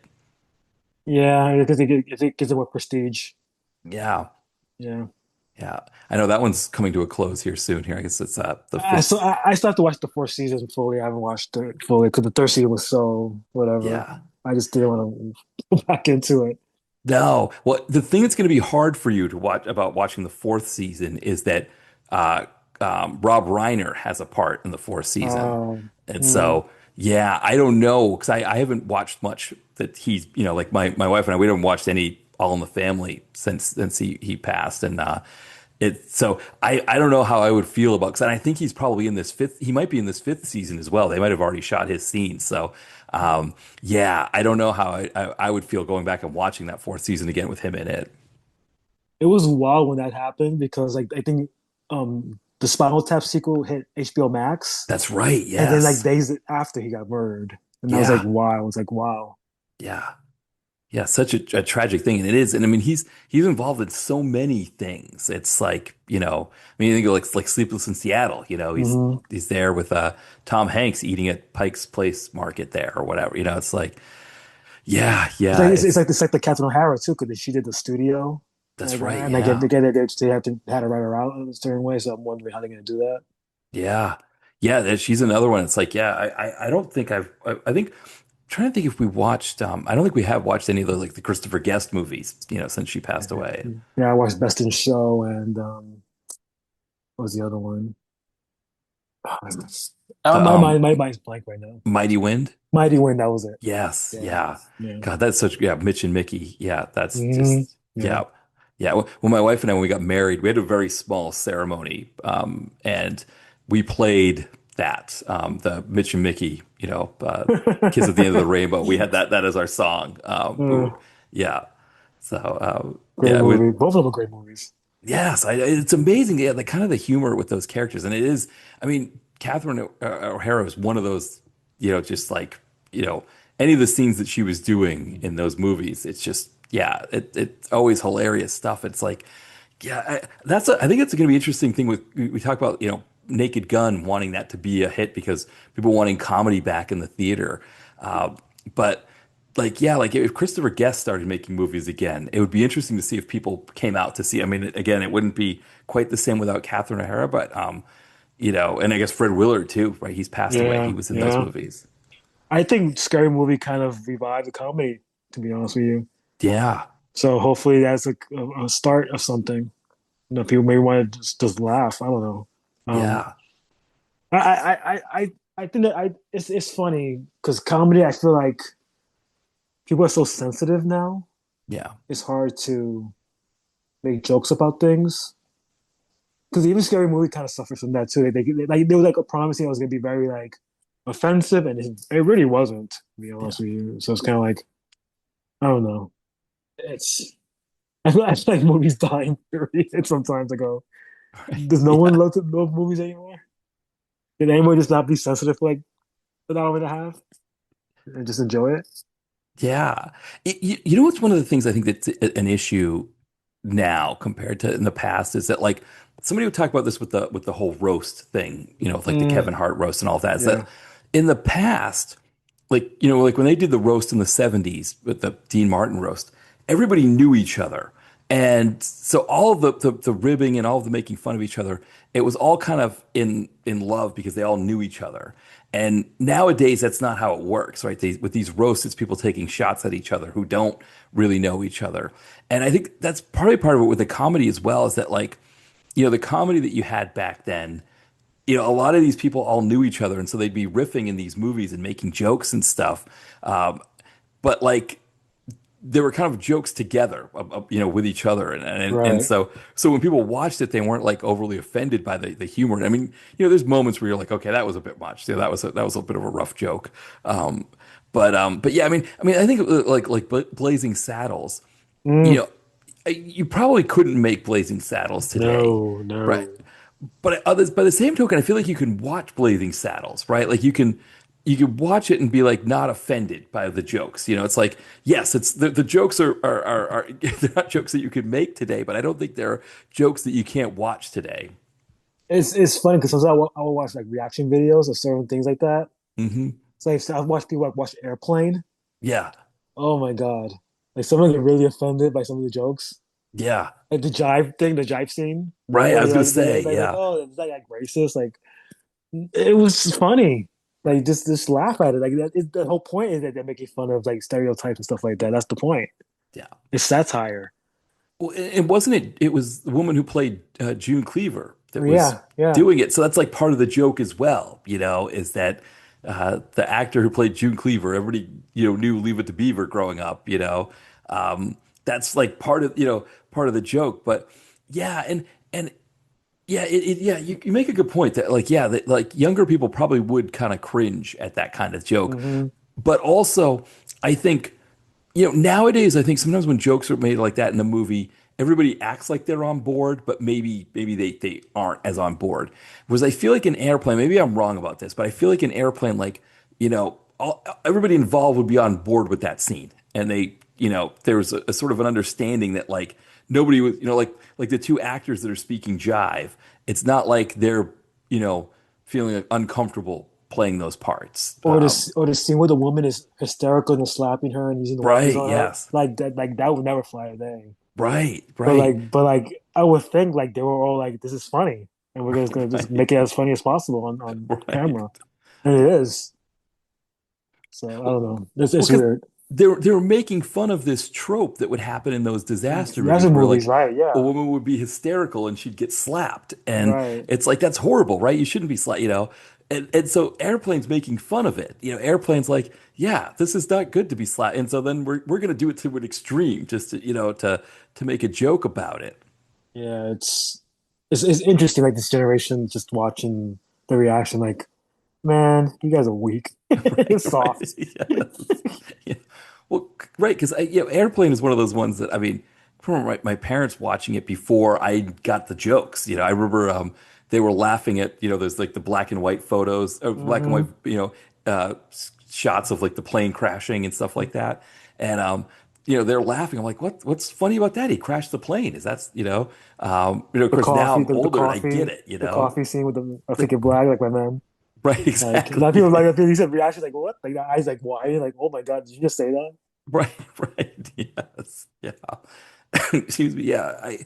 It is, it's funny because I think there is a place for comedy and for it to work. I think it's just a matter of like, if nobody's punching down if the jokes are told in a way that nobody's punching down on anybody, I feel like the younger generations can sort of come to terms with it and see it, and it's sort of like come around on it, I think. Yeah, I guess it depends on how it's written and how it's delivered. Yeah. Um, yeah, it's weird. Like I don't understand this generation at all when it comes to movies. Like they're into like back rooms and stuff. Like I don't get like I enjoyed the movie, but I was like I don't get why it was so popular. Yeah. Like that's not my thing, and I respect that. It's not my thing. But like like I'll go watch Naked Gun, the new one. Yeah. I thought it was funny. Like the younger generation's like I don't really care for that. So Right. it's like Yeah. okay, well, what do you want? I don't know. Right. Yeah. Yeah. You want to watch YouTube? Watch YouTube. Well, I guess you want to watch it on the big screen. So Well, that's a big switch from the 80s because in the 80s it was younger people, it was like teenagers that would go see movies. And part of the problem too is that Gen Z doesn't have a lot of money. And so, yeah, that's true. Yeah. YouTube's better for them because they don't have to pay for it. They can, watch it, in the comfort of their home and it's, they get to deal with ads, but if they've got ad blocker on their browser, even then they don't have to worry about even ads for it. But it's that's maybe part of the selling point. Like maybe why a movie like The Odyssey might do really well this summer is that the people going to the theater now are skew older, and they're more likely to want to see Kevin Nolan do not Kevin Nolan, Christopher Nolan do a 3 hour a Homeric epic, and that's completely different from what the theater used to be in the 80s and 90s. It was all about marketing things to kids. I mean, you'd have adult movies as well that would things like Kramer versus Kramer or something like that. Hmm. But and the whole reason why Red Dawn, I think the whole reason why there are kids in that movie, even though Patrick Swayze was like almost 30 at that time, but otherwise, they were kids, was that it was supposed to get like high school kids to want to go see that movie. And I think that's why the Odyssey is working because you have older actors like Matt Damon, plus like Tom Holland's in that, Robert Pattinson's in it, Yeah, Anne Hathaway's coming up from Prada, so people want to see what she's gonna do after that. yeah, So it's like John Berthold's in that, the people that know who he is, and it's like all these actors, and it's like okay, well, they're all together in one movie, working with a director that's just won an Oscar for Oppenheimer, yeah, one of the biggest movies of the last century. So yeah, it's like, well, we're gonna go watch it in an event. And I think it's a story that people know, the yeah. Odyssey. So I think he's hitting all the demographics, and I think that's why that movie's gonna be done so well. Yeah. Yeah, I agree. I didn't think to. So honestly, when I saw the trailers for it and commercials, I thought, I don't know if people are going to want to see this. But the fact that you're saying the pre-sales are already sold out, then Yeah, no, it's it's crazy. yeah. Because I don't think pre-sales were sold out for Mandalorian and Grogu. No, no. No. Because I was even trying to get tickets for it, but I was trying to get on the AMC app Yeah. to look through it. It was like a queue. I could not even get in the app. It's like you have to wait online to access the app. And Yeah. it was during the Odyssey pre-sales. And it kept crashing. It crashed that. It crashed Fandango. Yeah. So Wow. everybody was trying to buy tickets for it. So this is going to be a big event. This is going to be. I Yeah, mean, this might be the movie of the year. yeah. So now I'm feeling like I've got to go see. I mean, I'll be doing my Saturday morning matinee. So You've got 3.5 hours to spare. Right. Go for it. Yeah, well, that's the other Because part the of it. Yeah. trailers, the Because, trailers. yeah, because that's the problem for me is that I usually run errands after. And it's like lately I've been finding my matinees are starting at like noonish or 11 a.m. noonish. So it's like I won't be done until like 3 o'clock, 3:30, 4-ish. And then I've got to go run errands after. Man, that's going to be a tougher one. Yeah. And you gotta So, imagine how long Dune's gonna be and Doomsday's gonna be. yes. Yeah. They're going to be big ones too. Yeah. It's going to be, yeah. I gotta, reconfigure my strategy for seeing these movies. Yeah. Right. So, well, Freddie, I guess we're kind of wrapping close to end here. Anything? I guess I know we kind of went off the subject on the Minion. Anything about that movie though that we didn't discuss that you wanted to bring up? No, but like I said, it wasn't really for me. Yeah. But I think if you're a Dolph fan, like, you should definitely check it out. I mean, he's in it pretty much the whole from beginning to end. I Yeah. mean, he looks bored, but the action scenes are not that bad. And if you love End of Days, I mean, the 10 of you that did, go check this out. Right. Yeah. And I think what I learned from this viewing is that it does better in a group than it does a Yeah, solo watch for yeah. sure. You have to watch it with people that are in on a joke. Yeah. Yeah. Because because if you watch it by yourself, you're gonna be a critic and go, this does not work. Why are they Right. doing this? Yeah. Why is this happening? That's what I was doing the whole time. Yeah. Yeah. So, Exactly. Exactly. Where we go. Well, yeah. As we're wrapping up here, Freddie, anything that you wanted to plug? just my blog, FullMoonReviews.net. I kind of still do reviews. The last one I did was on Obsession. I had to write a review on it. It was that good. Yeah. One of my favorite movies of the year. I have a letterbox at Fred the Wolf. Instagram, Blue Sky, same thing. So and that's about it. Perfect. Yeah, everybody should check those out. Yeah, because yeah, well, I was gonna say, I mean, we've both been like doing the review thing. I mean, it's been at least since like the late 2000s, right? It's been MySpace for me, yeah, 2006. yeah, '06. Yeah, so I started mine on '07, but it was still MySpace because that's people have found me through. Yeah, so Blog, yeah, yeah, so it's crazy. We're coming up 20 years. 20 years. Yeah, right. Yeah, it's crazy. October of 2006 was my first review. Wow. Okay. So May of 2007 was my first one. So, wow. So you're this October is gonna be 20 years for Full Moon Reviews. Yeah, and I might actually do stuff for that. So Right. that should Nice. should be fun. Yeah. Yeah. And if people need to find out, the link is going to be in the podcast description. And then also on my site, yours is listed in the other sites Yeah. section. So, Okay. yeah. Perfect. So, yeah, people can find it that way as well. Well, excellent. Well, thank you again, Freddie, for coming on. This was a ton of fun. And thank you for having me. We should definitely do more Dolph films. Yeah. Well, I, there's I plenty would of love them. to. Yeah, I would love to explore more. Yeah, well, definitely. Well, yeah, we've got plenty in there, so we definitely could do that for sure. Excellent, perfect. Well, thank you again, and thank you everybody for listening. We'll be back soon. Bye, everyone.